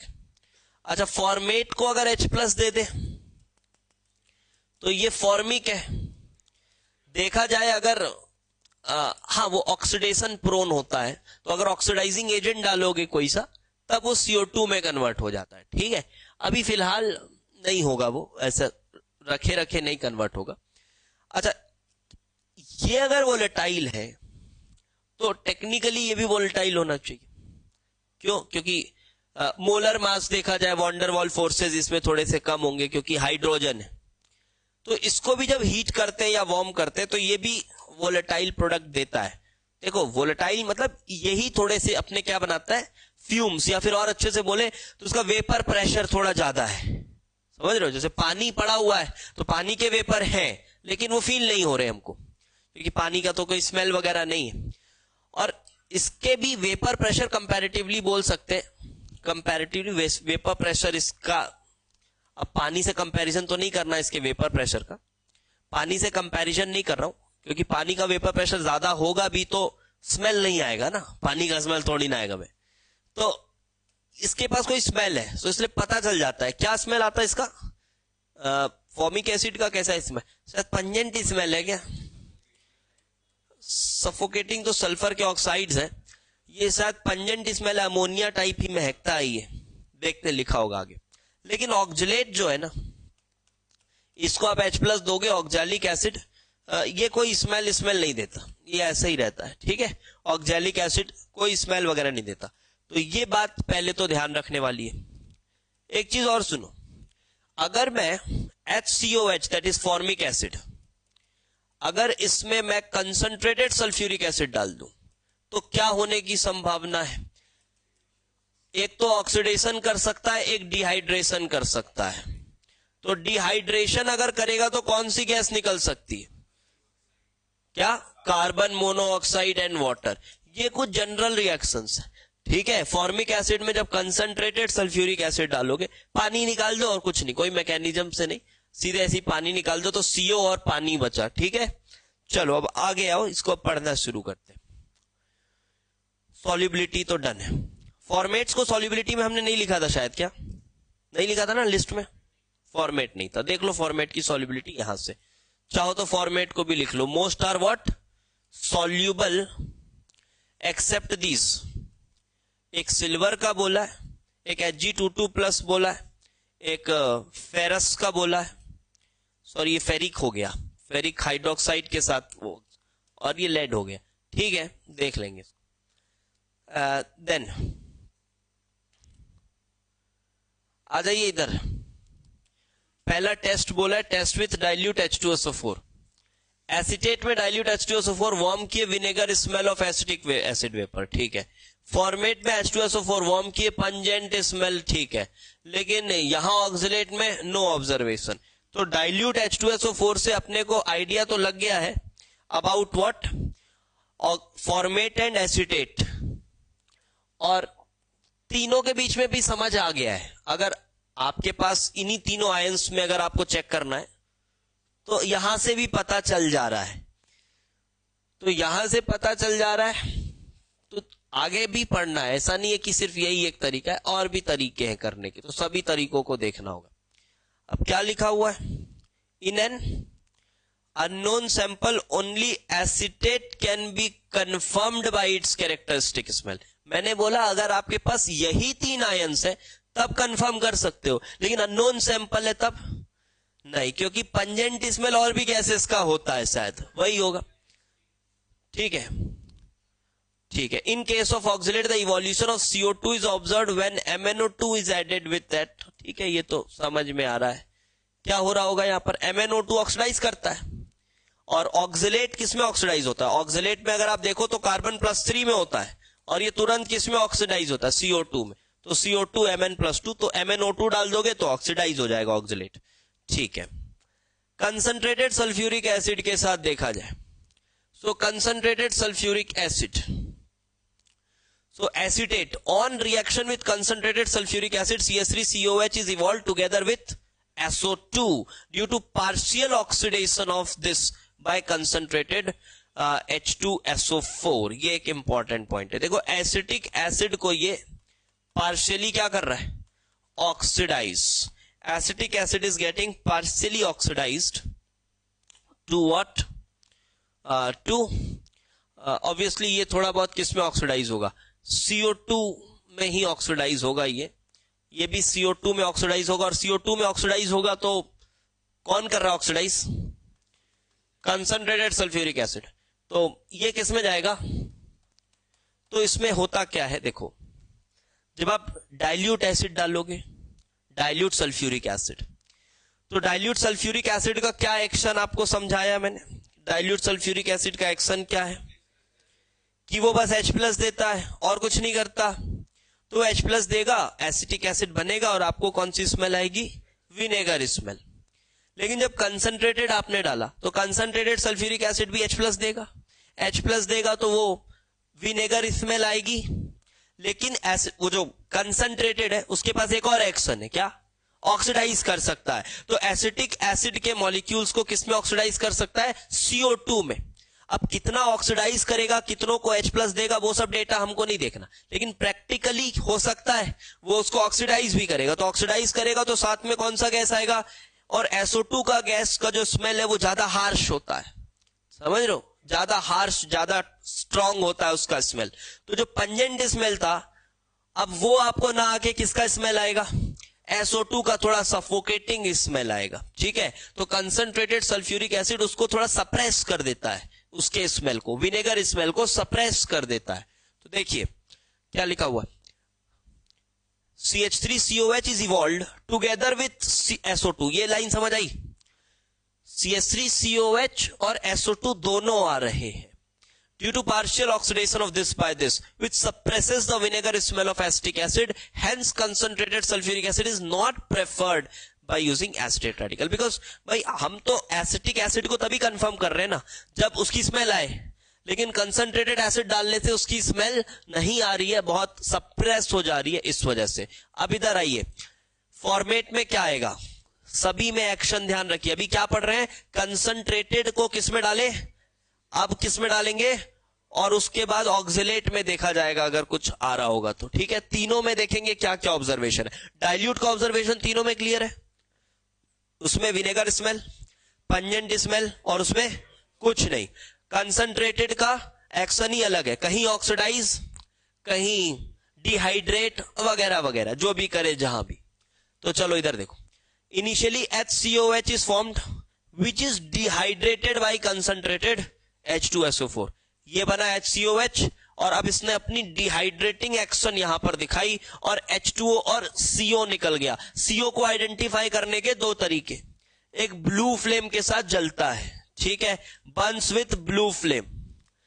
ये इस गैस को आइडेंटिफाई करने के दो तरीके। देखो अभी तक कितने गैस का आइडेंटिफिकेशन हमने पढ़ लिया है, एक CO2 का पढ़ लिया है, CO2 का सीधा सीधा वही लाइम वाटर, बरीटा वाटर, ठीक। SO2 भी वही सेम था। उसके बाद H2S का पढ़ लिया, H2S गैस के लिए क्या पढ़े, रॉटन एग स्मेल, एक वो पढ़ लिए, और मॉइस्ट लेड एसिटेट के साथ PBS का प्रेसिपिटेट, कैडमियम एसिटेट के साथ CDS का प्रेसिपिटेट, वो H2S गैस पता चल गया उससे, ठीक है। फिर आया अमोनिया, भी बता दिया मैंने। अमोनिया गैस का क्या आइडेंटिफिकेशन है, तरीका क्या है, पंजेंट स्मेल, ठीक है, और कुछ अच्छा वाला, वेरी गुड, Hg वाला, नेस्लर्स रिएजेंट के साथ आयोडाइड ऑफ मिलियॉन्स बेस, ठीक है। क्या प्रेसिपिटेट था उसका, चॉकलेट ब्राउन प्रेसिपिटेट, वो अमोनिया गैस की आइडेंटिफिकेशन। और अब आइए ये चौथी गैस CO, CO के लिए क्या बताया, एक Burns with what, blue flame, एक और है पैलेडियम के साथ भी इसका कुछ है, उसको रिड्यूस कर देता है, खुद ऑक्सीडाइज हो जाता है पैलेडियम क्लोराइड सॉल्यूशन को। देखते हैं आगे आएगा, ये आ गया। सो ऑब्जर्वेशन क्या आई है कि यहां पर कोई कलर तो है नहीं भाई। अभी कलर्ड गैस कितने आए हमारे पास, एक ही आया है ना, NO2 ही आया है कलर्ड गैस, बाकी ब्रोमीन के वेपर्स कलर्ड है, ठीक है, और आयोडीन के वेपर्स कलर्ड है, वो ठीक है, बट ऐसा कलर्ड गैस काइंड ऑफ एक ही आया है, NO2, ठीक। अच्छा, पहला बर्न्स विद ब्लू फ्लेम, दूसरा turns palladium chloride solution into black metallic deposit of palladium, ठीक है। तो पैलेडियम क्लोराइड विद CO, बढ़िया ऑक्सीडेशन रिडक्शन हुआ, पैलेडियम में वो कन्वर्ट हो गया black metallic deposit. Now oxalate, oxalate H plus लिया, H2C2O4, ये भी डिहाइड्रेट होगा, ये भी क्या होगा, डिहाइड्रेट होगा। ये मत बोलना कि ऑक्सीडाइज क्यों नहीं होगा, डिहाइड्रेट ऑक्सीडाइज कुछ भी हो सकता है, वो याद रखना पड़ेगा कहां क्या हो रहा है, ठीक। ऑक्सीडाइज भी हो सकता था, आप अगर ऑन पेपर देखो तो बोलोगे +3 से +4 जा सकता था, बट यहां पर क्या हो रहा है, डिहाइड्रेट, याद रखना पड़ेगा। तो डिहाइड्रेट होगा भाई, तो क्या होगा, देखो H2C2O4 निकालो, थोड़ा टपोरियो टाइप निकालो पानी, तो क्या बचेगा, C2O3 बचेगा। अब ये तो कुछ है नहीं, तोड़ दो इसको, किसमें, CO2 और CO में तोड़ दो ऐसे, ठीक है। ये देखो CO2 और CO में टूट गया। तो यहां पर भी कौन सी गैस निकली, दोनों। तो इसको आइडेंटिफाई क्या कैसे करेंगे, एक बरीटा वाटर टेस्ट करेंगे तो वो भी आ जाएगा, तो उससे पता चल जाएगा CO2 है, और पैलेडियम क्लोराइड में भी डाल के देख लेना तो उससे पता चल जाएगा CO है, क्योंकि गैस का तो मिक्सचर निकलेगा, गैस देखकर नहीं आइडेंटिफाई होगी कौन सी गैस है।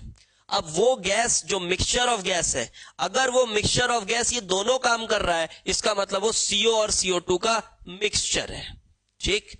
CO और CO2 का मिक्सचर है।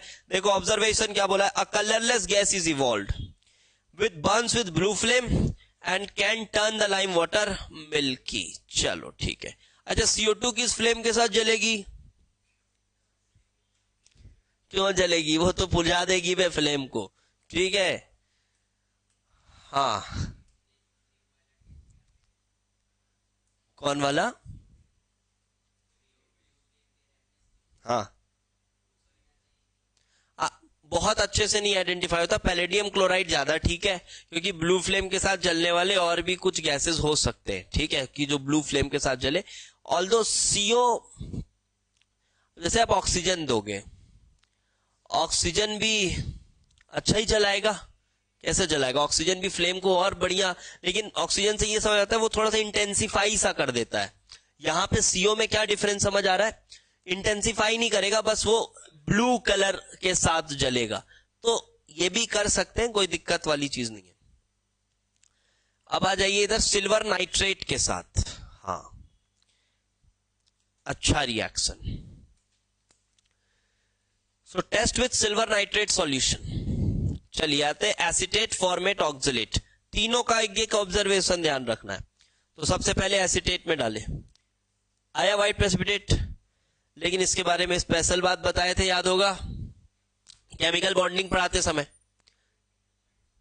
यस, क्या बताए थे? 2 पॉइंट्स। लेड के हैलाइड्स और सिल्वर का एसीटेट गर्म करने से घुल जाते हैं।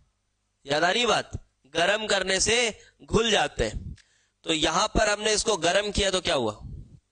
घुल गया। लेकिन ये सिर्फ लेड का एसीटेट ही था, सॉरी सिल्वर का एसीटेट ही था, फॉर्मेट में नहीं था ऐसा, ऑक्सलेट में भी ऐसा कुछ नहीं था। अच्छा, सिल्वर का फॉर्मेट भी व्हाइट प्रेसिपिटेट होता है, ये ऊपर लिखा हुआ था, Ag था शायद और 2-3 चीजें थी, लेड वगैरह था। लेकिन इसको आप हीट करोगे so it forms black PPT। देखेंगे अभी रिएक्शन, देखेंगे क्यों हो रहा है। सो अब ब्लैक PPT भाई देखो, अब यहां पर जो HCOO माइनस है, क्या होने की टेंडेंसी होती है बताए थे अभी? ऑक्सीडाइज भी हो सकता है। और Ag प्लस क्या ऑक्सीडाइजिंग आयन है, तो एक इंट्रामोलिकुलर यहां पर रिडॉक्स हो जाएगा। ये दोनों चिपके हुए हैं, आपस में ही बोलेंगे मैं होऊंगा रिड्यूस किसमें, और मैं होऊंगा ऑक्सीडाइज किसमें?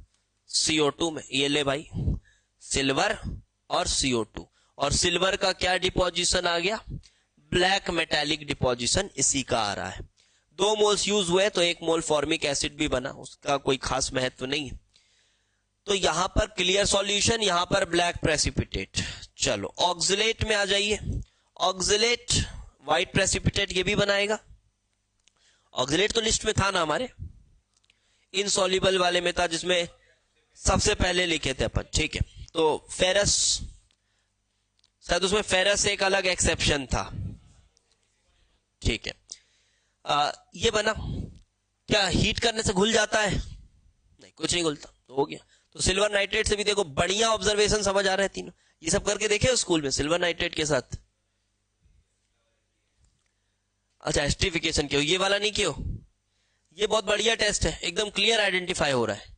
क्या हुआ इसमें? पहले व्हाइट प्रेसिपिटेट दिखा, गर्म कर दिए तो घुल गया, तो एसीटेट है। व्हाइट प्रेसिपिटेट दिखा, गर्म किए तो रिडॉक्स हो गया, और रिडॉक्स हो गया तो क्या बन गया? वो ब्लैक प्रेसिपिटेट। वो अब जैसे ही ब्लैक प्रेसिपिटेट दिखे ना, तो अगर आपके पास ठीक ठाक नॉलेज है तो आपका पहला दिमाग इसी में जाना चाहिए। समझ पा रहे हो? अगर ये ब्लैक दे रहा है तो पहला दिमाग जाना चाहिए कि नहीं, कि भाई मेरे पास है क्या, क्या हो सकता है? तो ये ऐसा हो सकता है, ये दोनों है, तो इसके पास ऑक्सीडाइज करने की टेंडेंसी है, इसके पास ऑक्सीडाइज होने की टेंडेंसी है, तो यही हो सकता है। और सिल्वर जो है वो ग्रे कलर का होता भी है, ज्यादा कंसंट्रेटेड अमाउंट में मिल रहा होगा या कुछ इंप्योरिटीज के साथ मिल रहा होगा, तो हो सकता है कलर कैसा हो गया हो? ब्लैक हो गया हो। ग्रे ब्लैक कोई बहुत फर्क पड़ेगा नहीं। तो पहला आपका तुरंत इंट्यूशन यही जाना चाहिए कि हाँ यही हो सकता है। ऑल्दो उसके बाद उसकी टेस्टिंग भी करी जाती है, और टेस्टिंग करने के बाद बताया गया कि एक्चुअली में वो यही है और गैस निकलने वाली CO2 है। चलो भाई, एस्ट्रिफिकेशन ये तो आसान टेस्ट है। चलो क्लास 10th का रिएक्शन है ये, बोला जाए तो, ठीक। आपके पास एसीटेट आयन है, एसिटिक एसिड बना, और एसिटिक एसिड और इथेनॉल में जब कंसंट्रेटेड सल्फ्यूरिक एसिड डालो, मैकेनिज्म के साथ पढ़े हो। इसमें अल्कोहल कैसे एक्ट करता था? न्यूक्लियोफाइल, गुड, न्यूक्लियोफाइल की तरह एक्ट करता था। एसिटिक एसिड पहले प्रोटोनेट होता था, अटैक होता था वगैरह वगैरह, और फिर आपके पास एस्टर बनता था। तो एस्टर बना तो pleasant order is obtained, fruity smell. In the second reaction, concentrated H2SO4 acts as a dehydrating reagent and drags the reaction forward. अब खैर इसका क्या, इसका तो आपको बाप भी पता है पूरा मैकेनिज्म। अब यहाँ ड्राइव क्या करना है। चलो अब इधर देखो, फॉर्मेट के साथ क्या हो रहा है, ये भी एस्टर ही बनेगा, क्या होगा, है ना। तो फॉर्मेट और एसीटेट में कहा फर्क पता चला? अरे फॉर्मेट है नहीं स्कूल की सिलेबस में तुम लोग, चलो ठीक है कोई बात नहीं।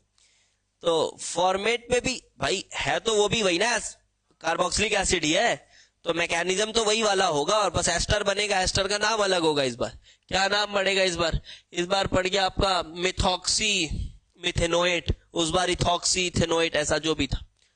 सॉरी ये इथॉक्सी है ना, ये इथॉक्सी मिथेनोएट बनेगा। बस है तो एस्टर ही, और एस्टर है तो प्लेजेंट स्मेल होगी, तो प्लेजेंट ऑर्डर यहां भी आएगा।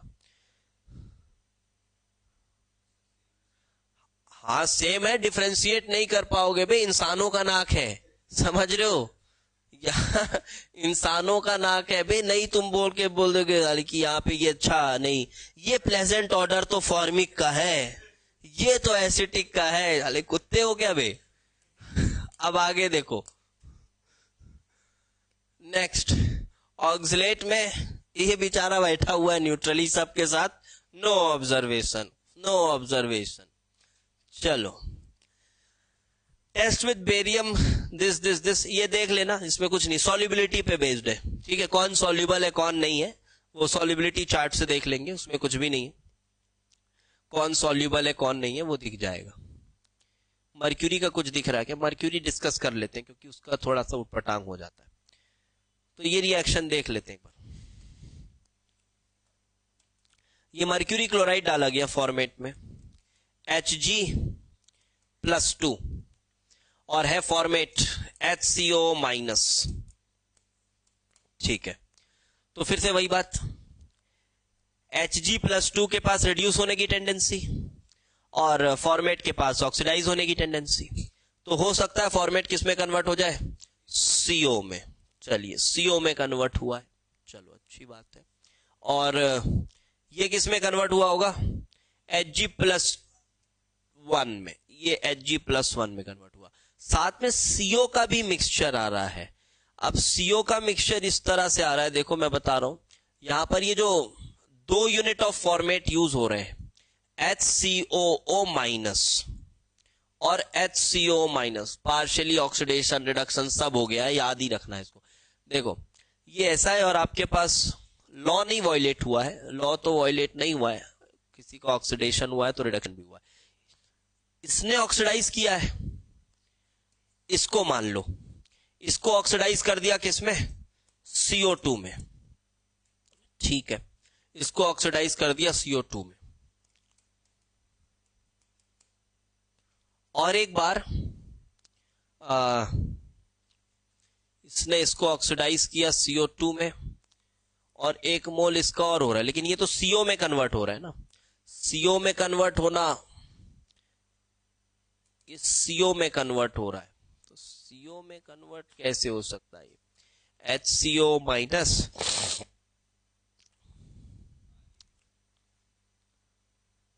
तो डिहाइड्रेट होके ही हो सकता है। अब वो डिहाइड्रेट हो गया इस कंडीशन में, कैसे हो गया है इसका कोई तरीका नहीं समझ आ रहा है। CO में कन्वर्ट होना, रिडॉक्स होना तो है नहीं ना इसका, ये CO में कन्वर्ट हो गया है पानी छोड़ के। रिएजेंट नहीं है कोई डिहाइड्रेटिंग, बट हो गया है, कुछ नहीं बोल सकते इस पे। तो CO और CO2 दोनों का मिक्सचर निकलता है इस रिएक्शन में, और फिर this react with HCO2-, again it produces the same thing, और यहाँ पे black precipitate of Hg, Hg22+, फिर से और रिड्यूस हो जाता है, तो ऐसा कुछ हो रहा है यहां पर। अगर समराइज करें तो Hg+2 पहले गया किसमें, Hg22+, और ये भी फिर फर्दर गया किसमें, Hg में, और दोनों ही केस में इसने छोड़े हैं CO और CO2 गैस, इस केस में भी छोड़े हैं CO और CO2 गैस। ऐसे समराइज कर सकते हो दोनों केस में। एक बार व्हाइट प्रेसिपिटेट और फिर मर्क्यूरी, तो जब मेटालिक डिपॉजिट हो जाएगा तो ब्लैक हो जाएगा, ठीक है। तो मेटालिक ये याद ही रखना है, उसमें कुछ लॉजिक लगाने की जरूरत नहीं है। ऐसे समराइज कर सकते हो उसको, ऐसे समराइज कर सकते हो, बस और कुछ नहीं। इस तरह से समराइज हो जाएगा ये। चलो नेक्स्ट। अच्छा ये आया भाई FeCl3 के साथ, बहुत ही इंपॉर्टेंट है ये, बहुत ही इंपॉर्टेंट है, क्योंकि FeCl3 के साथ कभी कोई कलर वाला टेस्ट पढ़े हो? वेरी गुड, याद बात तो ठीक है बे, तुम लोगों को एकदम तुरंत बोलते हो। न्यूट्रल FeCl3 फिनॉल क्या बनता है, वॉयलेट कलर्ड कॉम्प्लेक्स। क्या उसमें FeCl3 जो रहता है वो Fe+3 के फॉर्म में ही रहता है कॉम्प्लेक्स में, या कुछ और हो जाता है? कॉम्प्लेक्स का फॉर्मूला याद है, कॉम्प्लेक्स का स्ट्रक्चर याद है? याद है? नहीं याद है, कोई बात नहीं। क्या होता था उसमें, फिनॉल था, very good, phenol, very good, phenoxide में कन्वर्ट होता था, फिनॉक्साइड का 6 मतलब C6H5O- के 6, और Fe रहता था +3 में ही, तो नेट आता था -3, ठीक है। ये कॉम्प्लेक्स वॉयलेट कलर्ड कॉम्प्लेक्स। और यहां पर ये चीज एसीटेट और फॉर्मेट के साथ भी क्या हो रही है, कलर दे रही है, ठीक। इसके साथ भी कलर दे रही है। एक ऐसा पिछले साल कहीं किसी टेस्ट सीरीज में क्वेश्चन देखा था, बढ़िया क्वेश्चन था, कि एक रिएक्शन हुआ था और रिएक्शन में ना फिनॉल बना था, ठीक, और साथ ही साथ एसीटेट आयंस भी रिलीज हुए थे, समझो। फिनॉल बना था और साथ ही साथ, ये पक्का सभी ने गलती की होगी इसमें जो भी। अब उसने क्या बोला था कि the solution will give violet colour with neutral FeCl3। तो फिनॉल देखते ही अपन को लगता है अरे तो सही है, क्योंकि phenol with FeCl3 gives violet colour, but you also have acetate at the same time. Acetate भी कलर देता है, एसीटेट का भी सेपरेट रिएक्शन होगा और उसी सॉल्यूशन में होगा, तो क्या तुमको ऐसा अलग अलग दिखेगा? नहीं, मैं पर्पल अलग बनाऊंगा, तू रेड अलग बना, हम अलग अलग दिखेंगे, ऐसा होगा क्या बे? तो क्या होगा, मिक्स हो जाएगा। तो रेड और पर्पल मिक्स होके क्या बनेंगे? अब हमको ड्राइंग क्लास में नहीं जाना है, ठीक, कुछ भी हो जाए पर्पल तो नहीं रहेगा बस, ठीक है। तो वो रॉन्ग ऑप्शन होगा, हमको नहीं पता कि वो मिलाने से क्या बनते हैं, ठीक, वो हटाओ। चल भाई आगे देख। अब FeCl3 सॉल्यूशन के साथ भी कॉम्प्लेक्स का फॉर्मूला उतना जरूरी नहीं है। ये दोनों ही FeCl3 के साथ रेड कलरेशन दे रहे हैं, कॉम्प्लेक्स है। कॉम्प्लेक्स का फॉर्मूला प्रेडिक्ट नहीं कर सकते, ये वाला तो अच्छा, ये भी 3-6 है, ये 3-2-6, कोई नो प्रेडिक्शन पॉसिबल। फॉर्मूलाज उतने इंपॉर्टेंट नहीं है। अच्छा हीट कर रहा है तो क्या हो जा रहा है, यही प्रेसिपिटेट में कन्वर्ट हो जा रहा है, फॉर्मूला याद रखना पड़ेगा, बाकी कुछ नहीं। अच्छा ये एसीटेट का फेरिक है ना, ये तो चलो ठीक है, फेरिक है, OH- है और एसीटेट है, OH- के 2 हैं और एसीटेट है, तो ये रेड प्रेसिपिटेट, और ये रेड प्रेसिपिटेट इसका भी। तो प्रेसिपिटेट का फॉर्मूला इजी है, हाइड्रोक्साइड और एसीटेट फॉर्मेट जो है वो उस तरह से फेरिक, और फेरिक थोड़ा रेडिश ब्राउन देता भी है कलर प्रेसिपिटेट का, तो ठीक है, ये रेडिश ब्राउन कलर आ रहा है। और ये कॉम्प्लेक्सेस शुरू में रेड कलरेशन दे रहे हैं, दोनों में ही हीट करने पे ये आ जा रहा है। चलो दोनों को ही हीट करने से ये आ जा रहा है, ये आया रिएक्शंस इन्वॉल्व। तो क्या एसीटेट और फॉर्मेट दोनों का ऑब्जर्वेशन यहां सेम है? एग्जैक्ट सेम है, ठीक है, एग्जैक्ट सेम है। एसीटेट फॉर्मेट दोनों का ही ऑब्जर्वेशन सेम है। तो देखो acetate FeCl3 with this forms a complex, formula याद हो जाए तो अच्छी बात है, देख लेना। फिर दिस विथ हीटिंग बोला था, स्टैंडिंग बोला था, हीटिंग बोला होगा सर, हीटिंग बोला, हीट करने पे red precipitate done. Similar reaction यहां पर भी। अब आ जाइए थोड़े और टेस्ट है। स्पेसिफिक टेस्ट फॉर एसिटेट, ये तो ऑब्वियसली नहीं कराया गया होगा स्कूल में, इम्पॉसिबल है. This is cacodyl oxide. Okay, और ये जो है ये सब रिएक्शन फ्यूम कप बोर्ड में कराए जाते हैं, और वो फ्यूम कप बोर्ड शायद ही आप लोगों के लैब में होगा, नहीं, इम्पॉसिबल. ठीक है, तो फ्यूम कप बोर्ड जितने भी पॉइजनस गैसेस हैं, पॉइजनस मतलब सीओ को भी पॉइजनस बोल देते हैं, वो ठीक है, वो तो अपन इतने आदी हो गए कि ऐसे ही सूंघ लेते हैं सीओ को, कुछ नहीं होता है. ठीक है, वो अपन आदी हो गए उसके. लेकिन कुछ गैसेस बचे हैं जो अभी भी हमारे लिए जानलेवा है. उसमें से एक है कैकोडिल ऑक्साइड. ठीक है, और तो कुछ दिन में इसके खिलाफ भी अपन डेवलप कर लेंगे शक्ति. ठीक, तो अभी फिलहाल इसको आज के युग में फ्यूम का बोर्ड में कराया जा रहा है रिएक्शन को. तो दिल्ली वाले साथ सूंघ लेंगे इसको, वो उनको दिक्कत नहीं होगी. सो एसिटेट है और ये आर्सेनिक ऑक्साइड है, ये अलग सा एक कंपाउंड बन रहा है, कोई इसमें दिमाग लगाने की जरूरत नहीं कैसे बना है. कैकोडिल ऑक्साइड है, highly poisonous. Cacodyl oxide extremely poisonous. ये आपके जेई के सिलेबस के लिए इंपॉर्टेंट नहीं. Then specific test of formate ion. ये अभी स्पेसिफिक एक ही आया ना, इसी का एसिटेट का आया, फॉर्मेट का होगा, फिर ऑक्जिलेट का भी स्पेसिफिक एक दिया है, वो तो आसान है कि MnO4 वाला ही है, क्योंकि वो टाइट्रेशन में भी करते हैं ना ऑक्जिलेट का एस्टिमेशन, ऑक्सीडाइज करेगा, रिड्यूस होगा. ठीक है, फॉर्मेट के लिए भी थोड़ा अजीबो गरीब टेस्ट है ये, एकदम कलर बदलता है तुरंत. देखो क्या हो रहा है. Free formic acid is necessary for this test. Initially the solution of sodium formate is acidified with dilute H2SO4. ये रिएक्शन समझ आ गया था पहले, ये कुछ नहीं, एसिड बेस. ठीक, उसमें डाइल्यूट H2SO4 डाला, वो फॉर्मिक एसिड में कन्वर्ट हुआ. Then shaken vigorously with little HgO. अब HgO डाला है इसमें, HgO, तो फॉर्मिक एसिड विथ HgO, ये भी समझ आ रहा है काइंड ऑफ. क्या होगा formic acid with HgO, Hg आएगा +1 में, Hg आया +1 में, यहां पर नहीं आया क्या, +2 में ही है. Then the solution is filtered and filtrate is boiled. अच्छा, प्रेसिपिटेट हुआ है, मर्क्यूरी का प्रेसिपिटेट हुआ है ये ना, this is a precipitate formation reaction. ठीक है, मर्क्यूरी का फॉर्मेट देखो, मर्क्यूरी का इंसॉल्युबल लिखा था ना ऊपर, होता है इंसॉल्युबल, एक बार देख लेता हूं, यहां ऊपर लिखा था शायद फॉर्मेट का, लेकिन ये मर्क्यूरस लिखा है, तो ये प्रेसिपिटेट तो नहीं हुआ मतलब, है ना.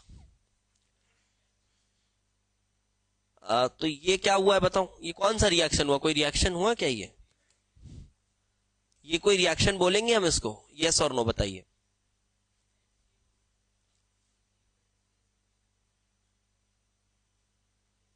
Very good, very good. सीधा सीधा रिएक्शन है जो आपने कक्षा 8वीं में पढ़ा है. क्या है ये, acid plus base give salt plus water. ठीक है, तो ये वही है. हम बहुत आगे का सोचने लग जाते हैं तो जमीन से पैर उठ जाता है थोड़ा, इस वजह से ये सब चीजें नहीं दिखती हैं. तो ये है acid plus base form salt plus water.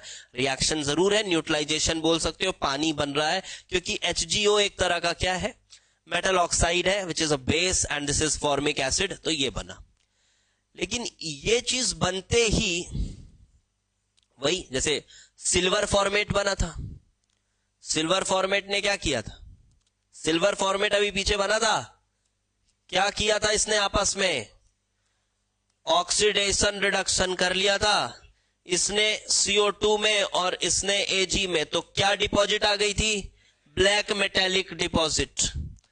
वैसे Hg2+ सेम कैटेगरी के दोनों, low reactive metal, slight oxidising power, तो यहां भी क्या होगा, Hg+2 किसमें कन्वर्ट, Hg22+, और ये किसमें कन्वर्ट, CO2 में कन्वर्ट. अब 2 यूनिट यूज हुए, इस वजह से एक ये वैसे का वैसे ही फॉर्मिक एसिड है.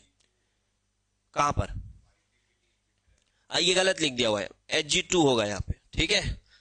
ये यहां पर करेक्शन होगा, ये Hg2 होगा यहाँ पर, दिस इज Hg2। तो HCO Hg2 एंड HCOH और CO2 ये निकल गया। लेकिन ये जो प्रेसिपिटेट है ये अनस्टेबल प्रेसिपिटेट है, तुरंत ब्लैक में कन्वर्ट हो जाता है, तुरंत ब्लैक में कन्वर्ट हो जाता है, मर्क्यूरी में कन्वर्ट हो जाता है। पढ़ते हैं ऊपर क्या लिखा हुआ है। Initially the solution is acidified and shaken vigorously with little HgO, then the solution is filtered and the filtrate is boiled. A white precipitate of Hg+1 format is momentarily produced. ये +1 फॉर्मेट ही है, यहां पर 2 गलत छोड़ दिया था इसने। तो Hg+1 फॉर्मेट को momentarily बना, which rapidly changes into grey precipitate of metallic Hg। तो ये momentarily white precipitate बनता है और उसके बाद ये rapidly Hg में कन्वर्ट हो जाता है। अगेन फर्दर वही चीज, पीछे भी वही हो रहा था ना, Hg+2, पहले Hg22+, फिर Hg किसमें, Hg में कन्वर्ट हो रहा था। हर केस में CO2 छोड़ रहा था वो, यहां पर CO2 निकल रहा है। फॉर्मेट के लिए स्पेसिफिक टेस्ट हुआ। चलो अब एक ऑक्जिलेट के लिए स्पेसिफिक टेस्ट बोला गया है, सिंपल है ये तो नॉर्मल रिडॉक्स रिएक्शंस में पढ़ते हो ऐसा टेस्ट है। चलिए देखा जाए। So test with MnSO4 solution, Mn+2 NaOH के साथ ये बनाता है हाइड्रेटेड MnO2। ये भी एक ऑक्सीडाइजिंग एजेंट ही है, ऑक्सीडाइजिंग एजेंट है, ठीक। Mn+2 ने ऑक्सीडाइज किया Mn, देखो ये एक्चुअली में MnO2 जो लिखते हो ना, ये ड्राई क्रिस्टल्स होते हैं, इसी को थोड़ा मॉइस्चर लग जाता है तो ये इसी का हाइड्रोक्साइड MnOOH होल ट्वाइस ऐसा हो जाता है। वही हाइड्रोक्साइड, सेम वही बात, जैसे ऑक्साइड में मॉइस्चर लग जाता है तो वो हाइड्रोक्साइड हो जाता है, वही बात है, कुछ अलग नहीं। Then hydrated MnO2 is acidified and the oxalate solution is added slowly to it and red colored is obtained। ये complex बन रहा है यहां पर शायद। So this with this it forms a complex। Mn की ऑक्सीडेशन स्टेट शायद change नहीं हुई है कि चेंज हुई है, क्योंकि CO2 निकल रहा है तो मुझे शक है कि चेंज हो रहा है, क्योंकि CO2 निकल रहा है ना तो ये ऑक्सीडेट ऑक्सीडाइज भी हुआ है, तो Mn+4 से शायद +3 में जा रहा है क्या, ठीक है। तो एक रिडॉक्स हुआ है, CO2 बन रहा है, एकदम स्पेसिफिक टेस्ट है। ऑक्सीलेट विथ MnO2 और oxalate with MnO4-, this is quite simple, ठीक है।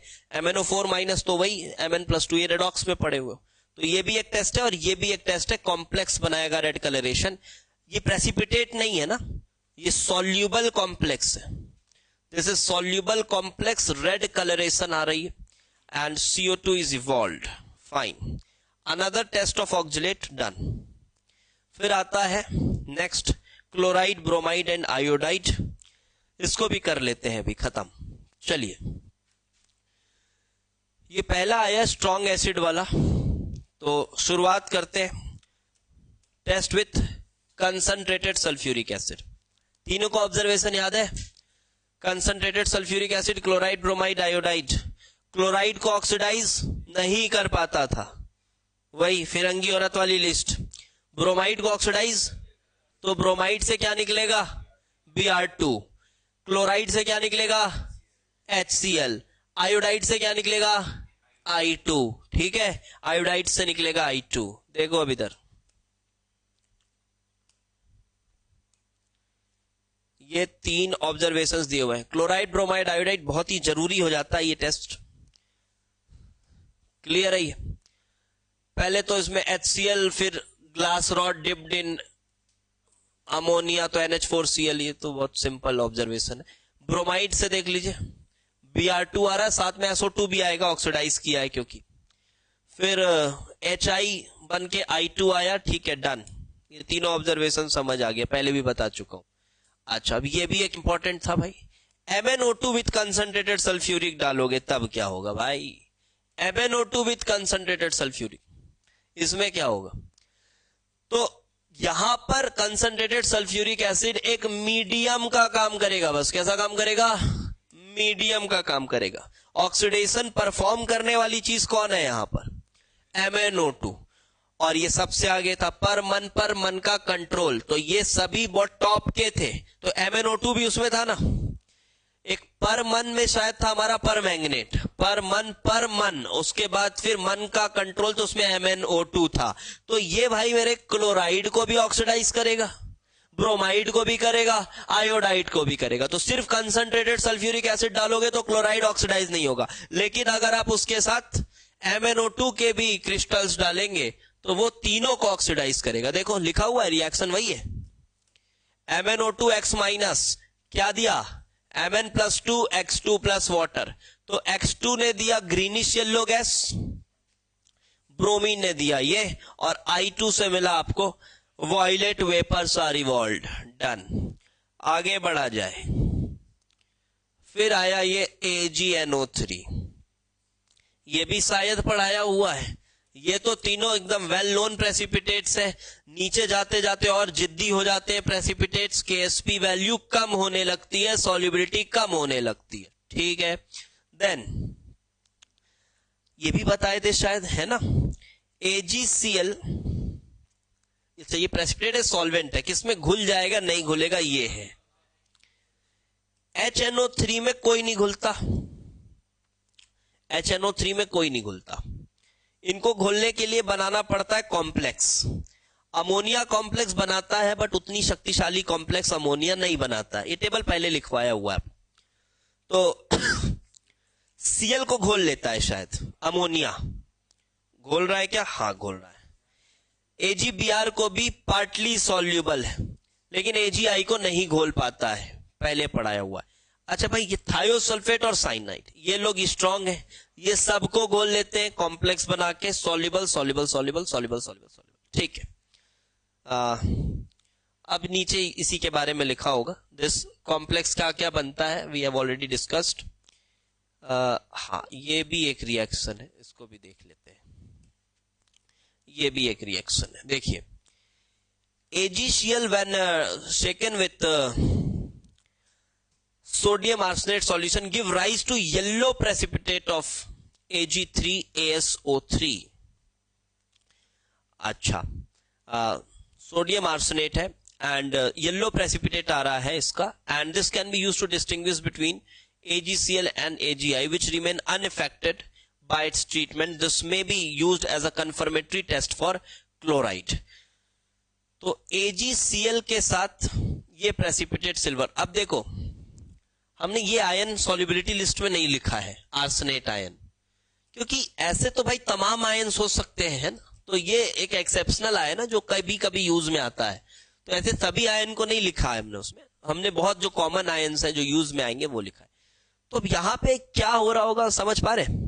ये येलो प्रेसिपिटेट बना रहा है, किसके साथ बना रहा है? सिर्फ सिल्वर क्लोराइड। अच्छा, अगर ये सिल्वर ब्रोमाइड के साथ येलो प्रेसिपिटेट बनाता तो क्या आप कंफर्मेटरी बोल सकते थे कि सिल्वर क्लोराइड के साथ भी बनाएगा? बोल सकते थे। क्यों नहीं बोल सकते? समझ रहे हो बात? क्योंकि अबे ये प्रेसिपिटेट कैसे बन रहा है? आर्सेनेट तो तुम्हारा सॉल्युबल है, सोडियम है, तो तुम्हारे पास ASO3 2- सॉल्यूशन में एक्सेस में पड़ा हुआ है। अब इसको क्या चाहिए? Ag+। अब AgBr ज्यादा Ag+ देता है या AgCl ज्यादा Ag+ देता है? AgCl देता है। अगर AgBr के साथ ये प्रेसिपिटेट बना लेता तो AgCl से तो बना ही लेता। समझ में आई बात?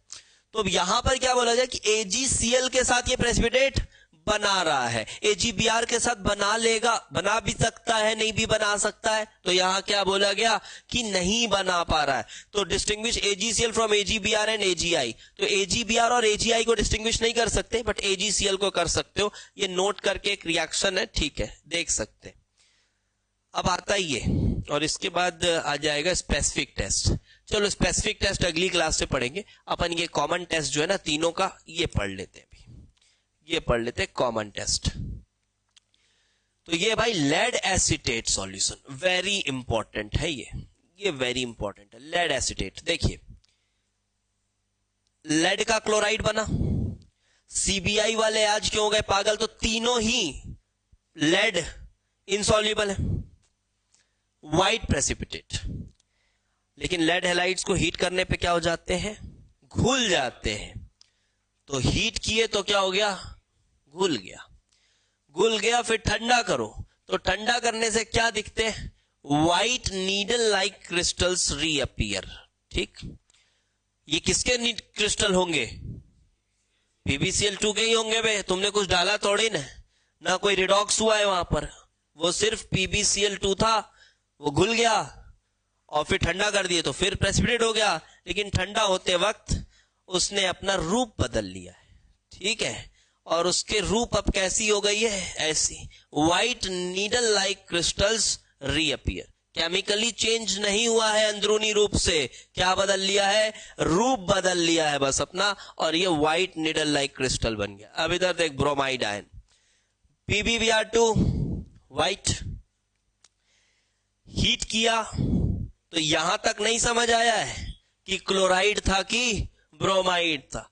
अच्छा, ठंडा करेगा तो ये रूप नहीं बदल रहा है, जैसा था वैसा ही है, व्हाइट प्रेसिपिटेट रीअपियर, तो हो गया लेड ब्रोमाइड। अच्छा, ये तो भाई कलर ही है इनका, तो लेड आयोडाइड तो पीले कलर के ही हैं, ये तो अलग ही दिख जाएंगे, इनका रूप ही अलग है। तो लेड आयोडाइड बना, हीट कर दिए तो घुल गया, घुलेगा ये भी, सॉल्यूशन येलो हो जाएगा। ठीक है, सॉल्यूशन येलो हो जाएगा। सो येलो प्रेसिपिटेट हीट करने पे it gives yellow solution.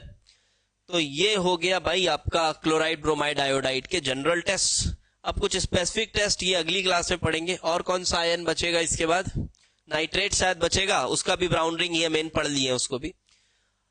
Sulphate बचेगा, बोरेट बचेगा, शायद सल्फेट बचेगा, बोरेट बचेगा,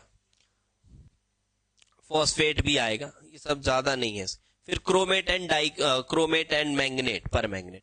सो नेक्स्ट क्लास में we will finish our anionic radical. 3 class में एनाइनिक रेडिकल खत्म। ठीक है, तो इनको अच्छे से करो। और कैटाइनिक रेडिकल इससे सस्ता है, कैटाइनिक रेडिकल इससे सस्ता है, इससे कम है उसमें। ठीक, तो 2 क्लास उसकी, 5 क्लास में सॉल्ट एनालिसिस पूरा खत्म और टॉप लेवल पे खत्म। ठीक है ना, एकदम टॉप लेवल पे खत्म। आप इधर उधर सुनेंगे तो लोग कहेंगे आपको सॉल्ट एनालिसिस 1 महीना पढ़ाए हैं। ठीक है, पढ़ाते हैं 1 महीना मानते हैं, लेकिन अपन ने पहले ही बहुत कुछ माहौल बना दिया था, GIOC और ये सब पढ़ा के सॉल्ट एनालिसिस बहुत कुछ उसमें हुआ था।